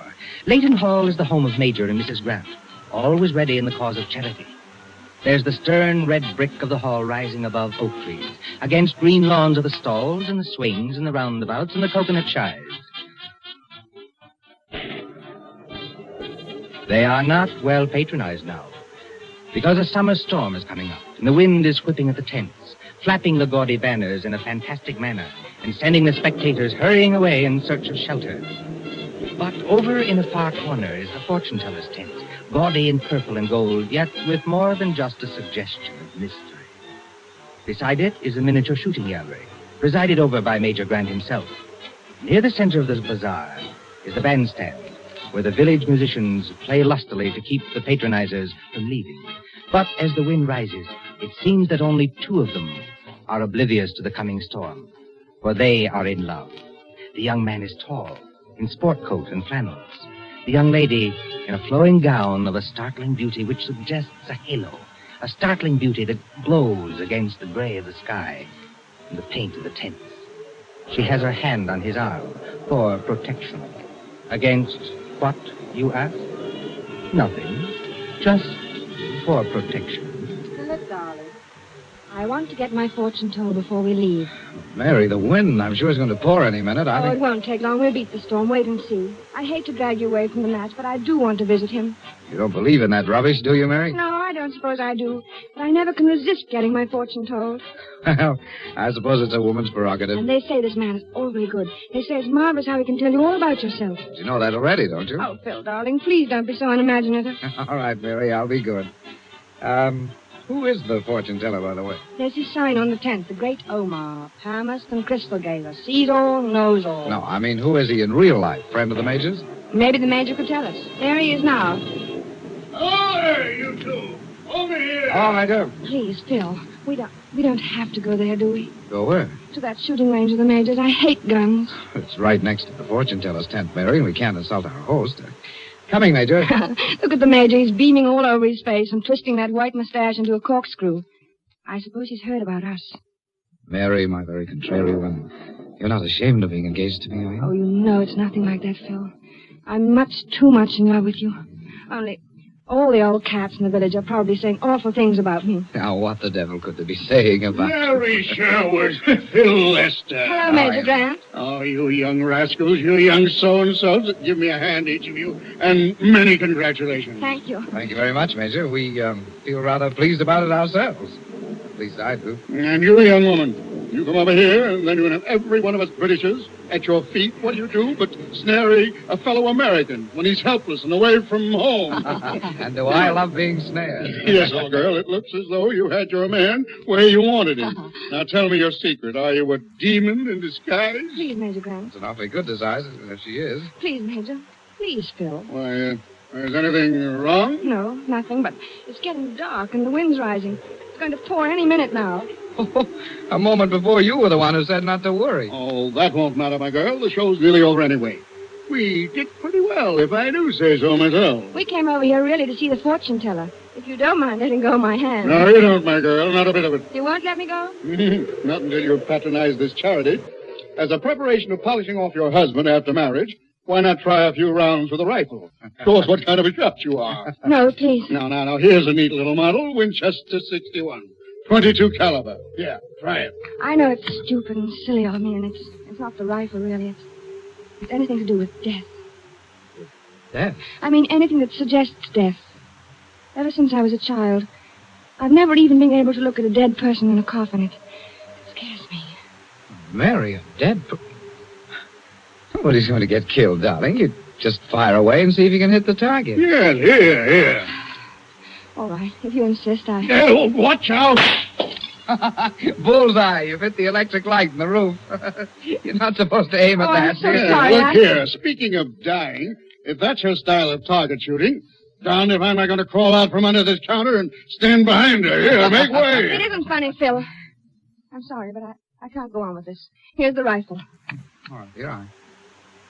Sorry, Mary, if I'd known it was going to affect you like this, Oh, it's all right. I tell you what, you run along and see the fortune teller, my dear. Come with me, Phil, won't you? He'll only admit one at a time. Well, why don't you go ahead, darling? I'll wait for you here. All right, dear. You know, Major, I am an idiot for upsetting her. You're a very lucky young fellow, my lad. I hope you realize that. Oh, I realize it, all right. I hope this fortune teller doesn't keep her in there very long. Yeah? Why? Look at the sky. It's getting black as pitch. If you're not careful, this wind is going to blow all your tents into the next county. Well, these tents are pretty securely pegged, young fellow. I think we can risk it. It's so dark that... Wait a minute, look there. Yeah, where? The fortune teller's tent.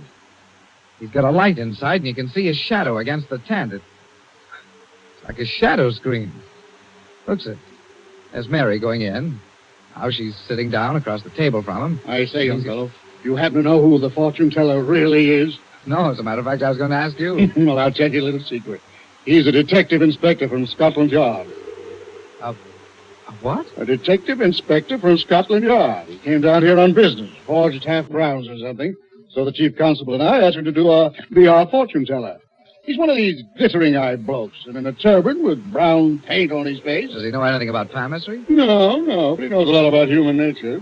That, my lad, is Inspector Brandon. He's a specialist in poison cases. They say he never forgets a face. Wait a minute. Why, is anything wrong? What's he saying to Mary? Look at those shadows. Mary's jumped up and backed away. He's pointing his finger at her. Now she's backing out of the tent. Look, Major, he's following her. Can you hear what he's saying? Remember, my dear, ashes to ashes and dust to dust. No. Ashes to ashes and dust to dust.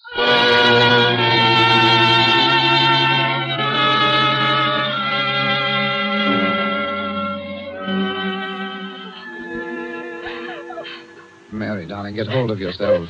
Mary. Darling, you shouldn't get all upset over that fortune-telling lingo. What's wrong with you? What was he saying to you? Saying to me? Nothing at all, really. Only the usual thing about a happy life and a little illness, but nothing serious. Then why were you so frightened? Frightened? But I wasn't frightened. Oh, no, Mary, I'm sorry. I saw your shadow on the wall of that tent, and I heard you shrieking. I think I'll go in and get my fortune told and see what all this is about. Phil, you mustn't. Why not? I felt a drop of rain on my head. It's going to pour down in a second. Hadn't we better run for the house? Well, you go on up to the house, Mary. Oh, Phil, I don't want to be by myself. All right, then, dear. There's the Major. Here, give him this gun, will you? I'll be with you in a moment. I'm going to see that faker. Fortune teller. May I come in? You may. Please to enter. Thank you. Sit down in the chair opposite to you. First tell me the date of your birth, then look at the crystal on the table in front of you. Just a minute, Inspector Brandon. Do you mind if we drop the mumbo-jumbo? Well, as a matter of fact, I'd like to drop it. It's been a bit of a strain talking like Hamlet's ghost. well, what's on your mind? Well, maybe it's only the heat or my own nerves, but... What were you saying to Miss Sherwood? Miss who? The young lady who was just in here, my fiancée. What's wrong? Why did you jump like that? Did you say fiancé? Of course, why not? Now, look here, Mr... My name is Lester, Philip Lester. And what did you say her name is? Mary Sherwood. Here, what's all this mystery? Tell me, Mr. Lester, has she lived here in the village for very long? No, only about 6 months. And how long have you been engaged to her? Believe me, I have a reason for asking that. How long have you been engaged? Well, it'll be a week tomorrow, but... A week tomorrow? Has she by any chance invited you to dinner at her house tomorrow night? Dinner? Has she? Yes, as a matter of fact, she has, but I don't see... You know who this Mary Sherwood really is? No? Well, I'll tell you. She's... Inspector Brandon. Ah! Never stand with your shadow against the light. You're hit. Here, sir. Mr. Brand, I'm terribly sorry, but Phil shouldn't have given me this dreadful rifle to hold. All I did was touch the trigger by accident. I hope I haven't hit anything. In the quiet village of Sutton, later that same night, after the unfortunate accident that couldn't be helped, a rather white-faced young man, Philip Lester, slips down the road, pauses in front of the door to the inn, starts to enter, and then changes his mind. He looks over his shoulder and then walks around the building, being very careful to stay within its shadow. He slips in through the side door and makes sure that no one sees him as he makes his way quietly up the stairs to a darkened passageway outside the bedrooms, glances at the number on the first door, and then hurries down the hall. Stops in front of room 27. Yes? Come in. Inspector Brandon, I thought... Close it quickly. Yes, sir. You're sitting up. And taking nourishment, thank you. Oh, excuse me, Inspector, but I heard you were still unconscious and not expected to live. Yes, that was the report that I asked Dr. Stiles to give out. But why? I had my reasons, Mr. Lester. As you can see, fortunately, I was the recipient of only a flesh wound across the left shoulder. It bled a little, but not much. But, Inspector, poor Mary's nearly frantic. She thinks she's killed you. Let me ring her up and... Stay away from that telephone. Why? Because I want to tell you a few things about Miss Mary Sherwood. In the first place, she isn't a miss. She's had 3 husbands already. What? All of whom died a violent death by poisoning. What are you trying to tell me? Now, just a moment before you lose your temper. 3 husbands and 1 fiancée whom she didn't bother to marry. First, the fiancé. They made mutual wills in each other's favor. Exactly a week after the engagement, following dinner at her house, this fellow was taken ill. He died before morning in tetanic convulsion. Inspector, that's ridiculous. Mary, why, she's so young and innocent. Young, perhaps, but... I don't believe it. Don't take my word for it. I've sent Sergeant Lamb to London for the file. You can see photographs and fingerprints. I still don't believe it. Then tell me, Mr. Lester. You're quite a wealthy man, aren't you? Yes, I'm fairly well off. Have you and this woman made a will in each other's favor? Mary wouldn't need to do that. She's got plenty of money and a collection of jewels worth I don't know how much. I quite agree, but you haven't answered my question. Have you made a will in each other's favor? Yes. Well, whose suggestion was that? Yours or hers? I don't remember. We started talking and agreed it would be a sensible idea. But it shocked you a little, didn't it? Now, you wondered why it was necessary. Inspector. A minute ago, you were talking about photographs and fingerprints. Well? You don't mean Mary's been on trial? She has been on trial 3 times. Yes, 3 times, and under 3 different names. But she was acquitted? Yes, because she had a cast-down alibi. There, you see. Wait. She was acquitted simply because the prosecution couldn't show how the poison was administered.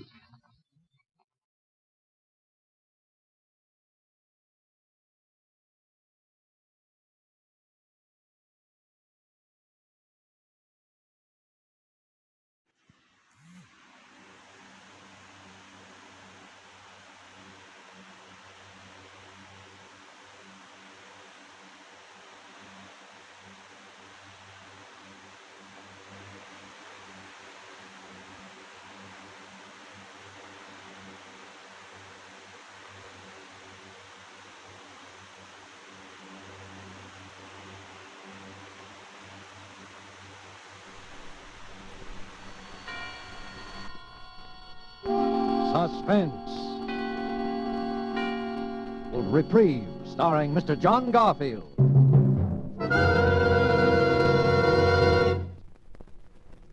This morning, my lawyer, Mr. Gurley, said he was trying to get me a reprieve, so I looked it up in a dictionary I got. It says, reprieve, to suspend temporarily the execution of a sentence upon And relief or cessation from pain or ill. Well, the first part, I guess Mr. Gurley can get. He knows all the rules. But the second part, cessation of pain, that's up to me. Maybe when I've spilled it all out, put it out on a table where I can look at it, why I'm here, and about the kid, about Laurie, maybe then will come cessation of pain. I don't know. Anyway, I can try. Okay. Name, Steve Handel. My old lady had to name me something, so I guess she read the name Stephen on a book. She could read, which I doubt. Age 34. Health, excellent. But wait up. You don't want to sell me insurance, because tonight I'm state prisoner 80483. Registered in cell 77 of the state penitentiary. That's the death cell. I'm in for murder. I was always the bright boy, but right now, I don't know, I'm mixed up, but good. And not about being here, not about murder. Well, the pen is my home, away from home, kind of. And murder in my social set, well, murder is as common as chickenpox in PS 137. No, it's that last year of honest toil that threw me for a loss. Because I wasn't mixed up at all the night Murph and Joe and I blew out of Chicago. That was a minor inconvenience, right in line with the way I've always lived. Let's see it. It was nearly 2 years ago. Murph and Joe and I and the boys had knocked off a payroll. A good, clean job, except for a couple of guys getting hurt fatally. And the Murph was tipped off that one of the boys, he didn't know who, had squealed at the cops. So Murph knew we were hot, and he came up to my room on Madison Street. I'm leaving town, Steve, tonight. It's an idea. So am I. Yeah, we better blow. You and me and Joe. And the rest of the boys? Look, I can't take care of everybody, Steve. You know how it is. Sure, I know. You take care of the ones that you can't get along without. That do your thinking for you. Oh, it ain't that, Steve. It's... Cut it. Well, okay. So we got around 20 grand. 23. Yeah, sure. Yeah, 23. Well, with that, though, we can go to Florida. Yeah? Yeah. Lie down there all winter till the heat's off. You think that's a bright idea, don't you, Mike? Well, sure, why not? Yeah, we take a nice big shiny suite in the Paradise Hotel, pick up some dolls. Yeah, that's right. Well, that's just what we're not going to do. What do you mean? We're not going to travel first class, spread dough around places like the Paradise accompanied by any dolls. And why not? The dough's marked, bird brain. The serial numbers have been written down, and we'll be looking for that kind of dough in places where dough changes places. Places like the Paradise. Well, we could go to some other place, like a rooming house in St. Pete. Yeah, and we could be smart if we put our minds to it. Yeah? Like what? Like putting that package of dough out of circulation in a safety deposit box. Yeah. You know that's all the dough we got. Sure, so we can get along without it for the time being. It's worth a little discomfort to beat a murder rap. Okay, say you're right. But we still have to leave town. We'll leave, Murph. And this is how. I figured I'll never look for you where there is no stall shower, so we'll fool them. We'll ride the rail.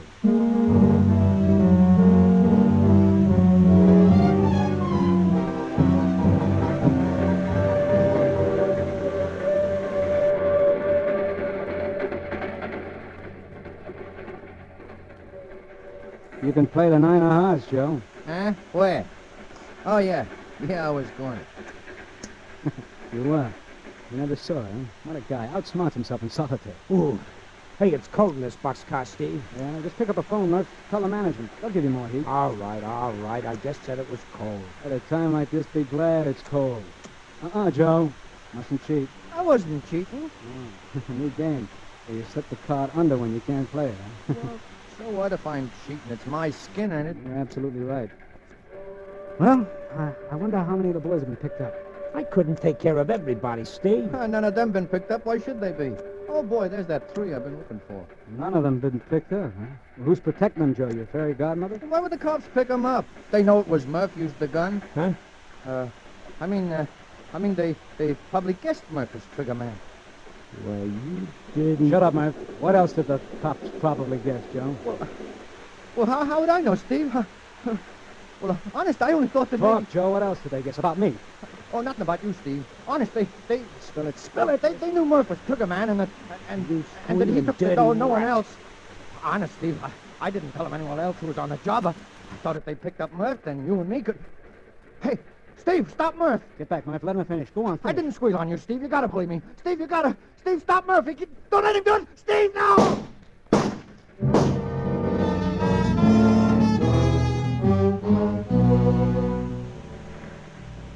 That was Murph being trigger happy. Joe went down sort of slow and quiet, like the movies you see of a parachute settling on the ground. I think he twitched a little. I looked out and saw the train was slowing up and that we were coming into a freight yard, not 50 feet across the tracks. I could see a couple of guys heading our way who looked like the railroad ticks. And I thought fast, like always, Murph was hot, very hot, and being very shy on brains, if they picked him up, he'd lead them to the payroll door like a homing pigeon. Inside of 24 hours, too. And I hadn't anything pinned on me for a few years. If anyone took the rap, it would have to be me. If I ever wanted to smell my share of that 23 gang. And this was a rap I thought I could beat. Unlucky, why, go up for a year or so for manslaughter, claiming self-defense. Lucky, I bluffed my way out of it altogether. I talked fast to Murph. And when the boxcar stopped opposite those dicks, I had Murph's gun in my hand.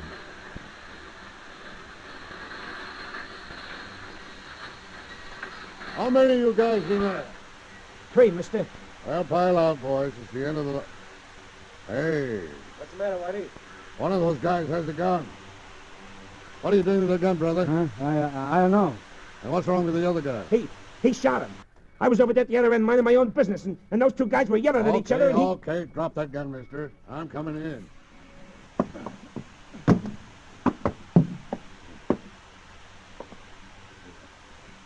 He did? Dead as a mackerel. All right, mister. Tell me about it. I don't know what happened. It was his gun, or it just went off. Yeah? Did you see it? You over there. I didn't see nothing.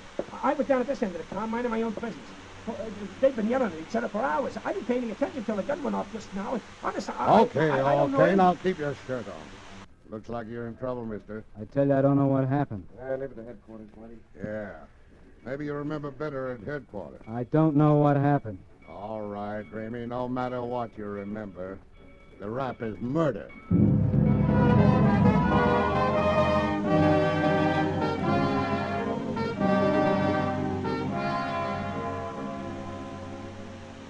I've been in worse spots. The charge was murder, first degree. But I knew I could get that cut down. The best thing was that they turned Murph loose without checking on him, and Joe was unidentified. I dreamed up a name I said I knew Joe by, read something or other, and it went down all right. And so then I settled down for what might be an extended vacation, a vacation that would earn me half at 23 grand. Only one thing bothered me. It seems the town we picked to kill Joe in was going through one of those, reform spasms, and the papers were really lathered up about it. And my case was made to order for them. A crime they could get holy about without stepping on any local toes. While I was waiting trial, they fried me but good, and I burned about it. So that's why I didn't exactly clap hands when they told me a reporter was coming in to see me. And I didn't shout hallelujah either when I saw it was a doll. Sharp looking, all right, but just a doll. Hello. Hiya, chick. You're Steve Hannibal? Yeah. I'm Laurie Ware of the News Press. Uh-huh. I'd like to get your story. Look, sister, your job is writing. You can't do it alone. You shouldn't have had the job. I mean your side of the story. Oh, it's nice of you to take an interest. Please, I wish you'd listen to me. Go peddle your paper somewhere else. Please. Don't you understand English? Look, I don't blame you for being suspicious of me. You see, I know the papers haven't been fair to you. I know they've been trying your case before it comes to trial. So, it happens every day. And I feel sure there's more to this case than has been told. I have a feeling You that... gotta be careful of those feelings, baby.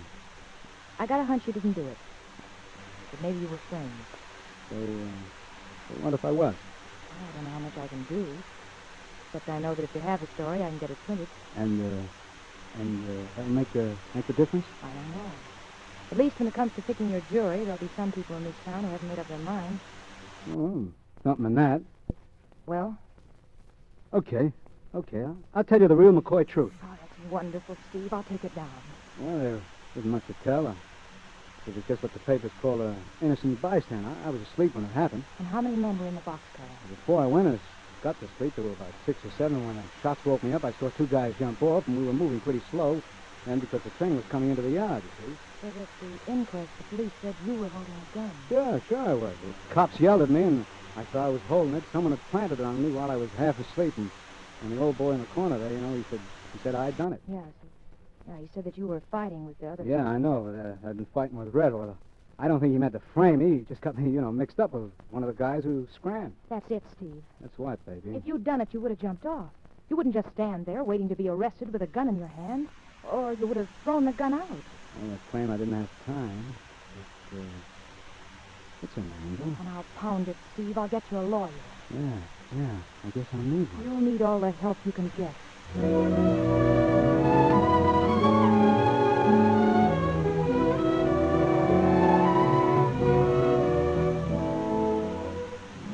What a doll. Sold on me before she even got the pitch.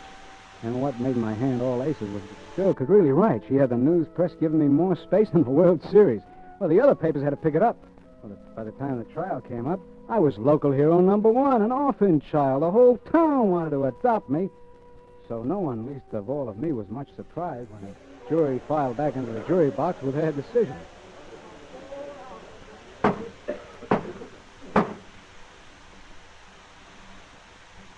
Have the gentlemen of the jury reached the verdict? We have, Your Honor. Will you read the verdict? We, the jury, find the defendant not guilty as charged.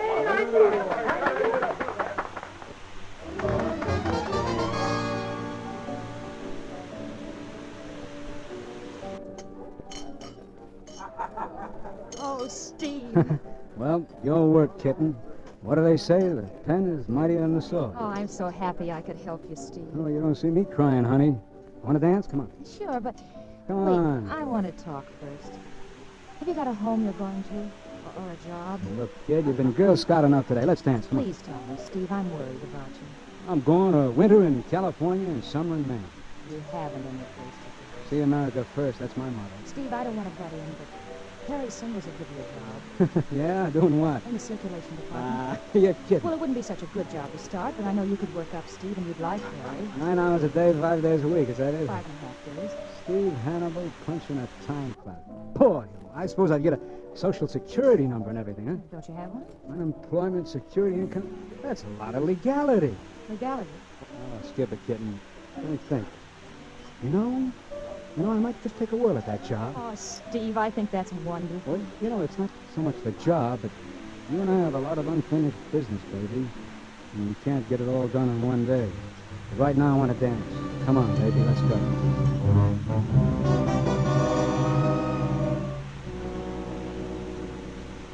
That was the old brain working again. You see, I had counted on drifting until it was safe to join up with Murph.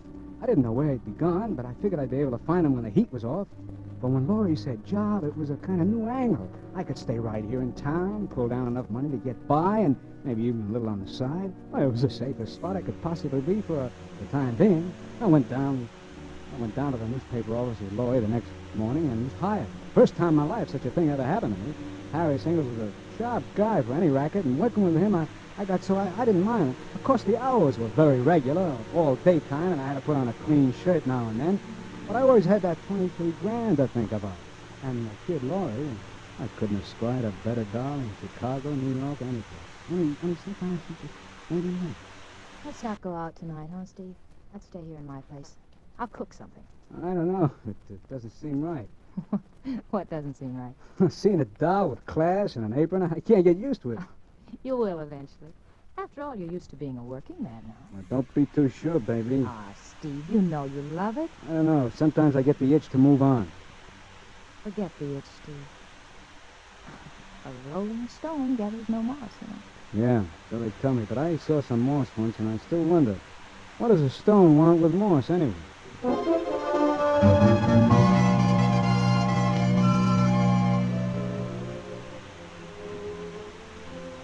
See what I mean?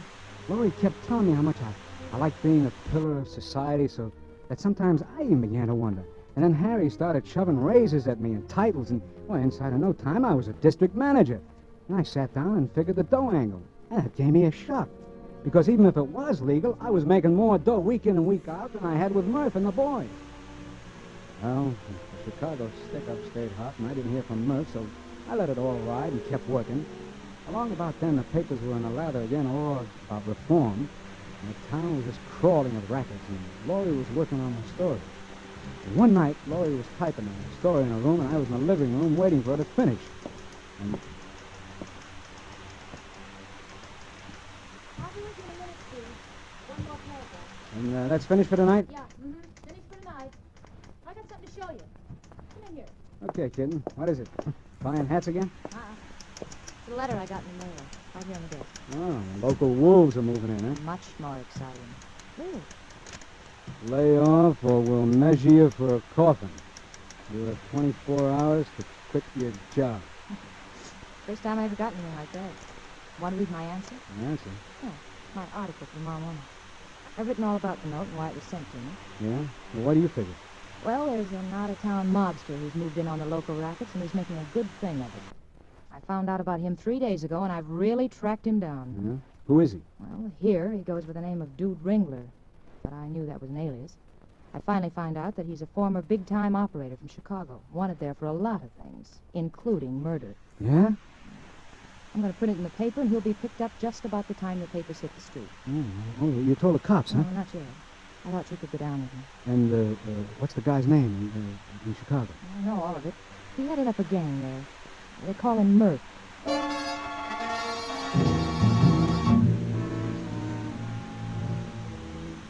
I got that roller coaster feeling, only worse. I still can't figure it. She was only a half-baked doll, moving into territory where anyone was likely to get clipped. Why should I care? But something funny happened to me, and she could see it. Steve, what's the matter? Well, you gotta lay off, Laurie. You gotta quit. Because of that ridiculous note? Don't ask me why, just quit. Well, I certainly won't quit. Don't you see? That's just what he wants me to do. Okay, I'll tell you. I know Murph. You know him? Yeah, and he's trigger-happy. He's a rattlesnake in pants. Well, then that's all the more reason, Steve. Now, listen to me. I don't know why I'm doing this. I never missed figuring percentages before in my life, but I'm going to tell you something. I'm going to tell you before I wise up. What, Steve? You remember when you got my true story when I was up for the murder rap? Of course I remember. Well, that was all a pipe dream, sweetheart. Something for the books. You lied to me? You did kill Red? His name wasn't Red. He was a slimy little punk from a mob that I ran with named Joe Tonelli. Mob? And he wasn't killed by me. He was killed by the other guy who was in the car. He was killed by Murph. I covered for Murph because he was hot. Steve. Then, Listen. Steve, they want you for those jobs, too. They... Oh, shut up. I'm listening. What is it, Steve? I thought I heard something in the other room when the door closed. No, I'm just imagining it, Steve. This being the steel, it takes my skin off. Oh, Steve. But you got the story, baby. Short and sweet. Now you can do what you want with it. Quit your job and live, or turn me in too.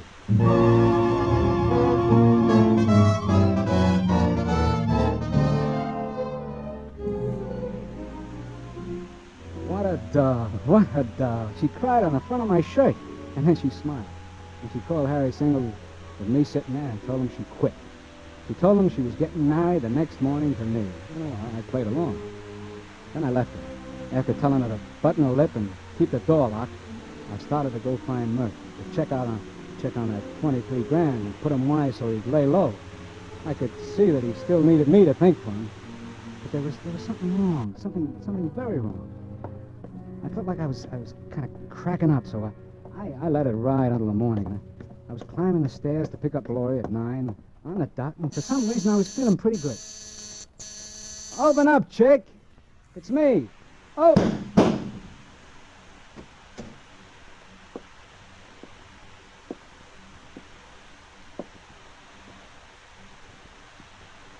Hello, Murph. You're still trigger happy, huh? Hello, Steve.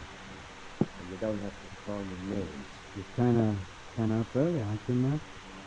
I was making a little call on your doll. Yeah, I see you was. She wasn't a bad-looking doll. You didn't have to plug her. She quit her job. Yeah? I didn't know about that. Well, she still knew too much. She wasn't going to use it, Murph. Maybe. You told her about Joe. You shouldn't have done that, Steve. Huh. So it was you I heard here last night, huh? No kidding. You really heard me? Yeah, I heard the door close. And you heard me tell her? Yeah. This working legal's giving you bad habits, Steve, but I'll forgive it. Come here. Come over here. Just look what she would have wrote. Dude Ringler, alias Murph, alias we don't know how many other names. Wanted in a half a dozen cities for murder, larceny, and kidnapping. That didn't look good, Steve. He wasn't going to use it. No? Well, don't let it worry you. Well, it's about time we picked up that 23... Hey, what's up, Steve? You shouldn't have put your gun down, Murph. What's eating you? You shouldn't have put it down. Steve, you're nuts. Because I'm gonna drill you, Murph. I've always wanted to drill you, and before I wise up, I'm gonna do it.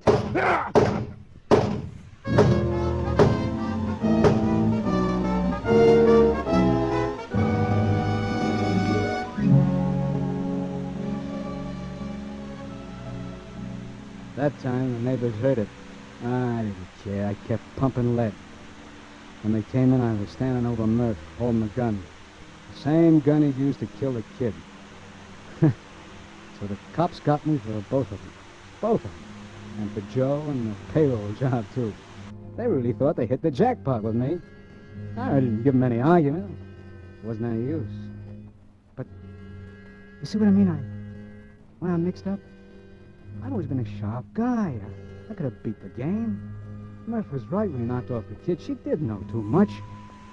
Well, it's the way things work out in our set. And why should I get the case of highs over a dog getting drilled? I can't figure that out. And, well, now I'm trimming my fingernails waiting for Mr. Gurley to get a reprieve. And I'm all mixed up about that, too. Because in the dictionary, it's a word that's got two meanings. And the way I feel, they don't mesh. They kind of cancel each other out. To suspend temporarily the execution of sentence upon, and relief or cessation of pain or ill. Well, anytime now.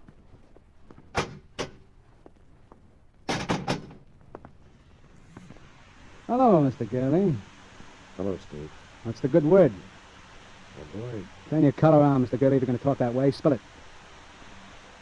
Doesn't even use, Steve. No reprieve. I'm sorry. Well, got till 6 a.m. No reprieve. No reprieve? I wouldn't say that, Mr. Gurley. I draw definition number 2. I get cessation of pain.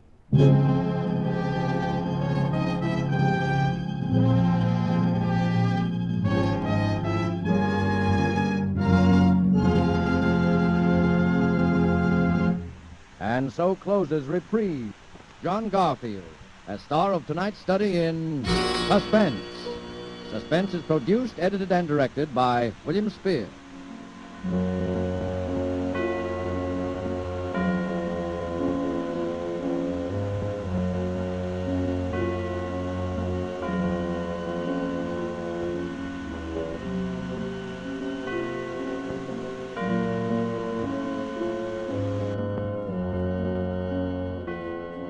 This is the Armed Forces Radio Service.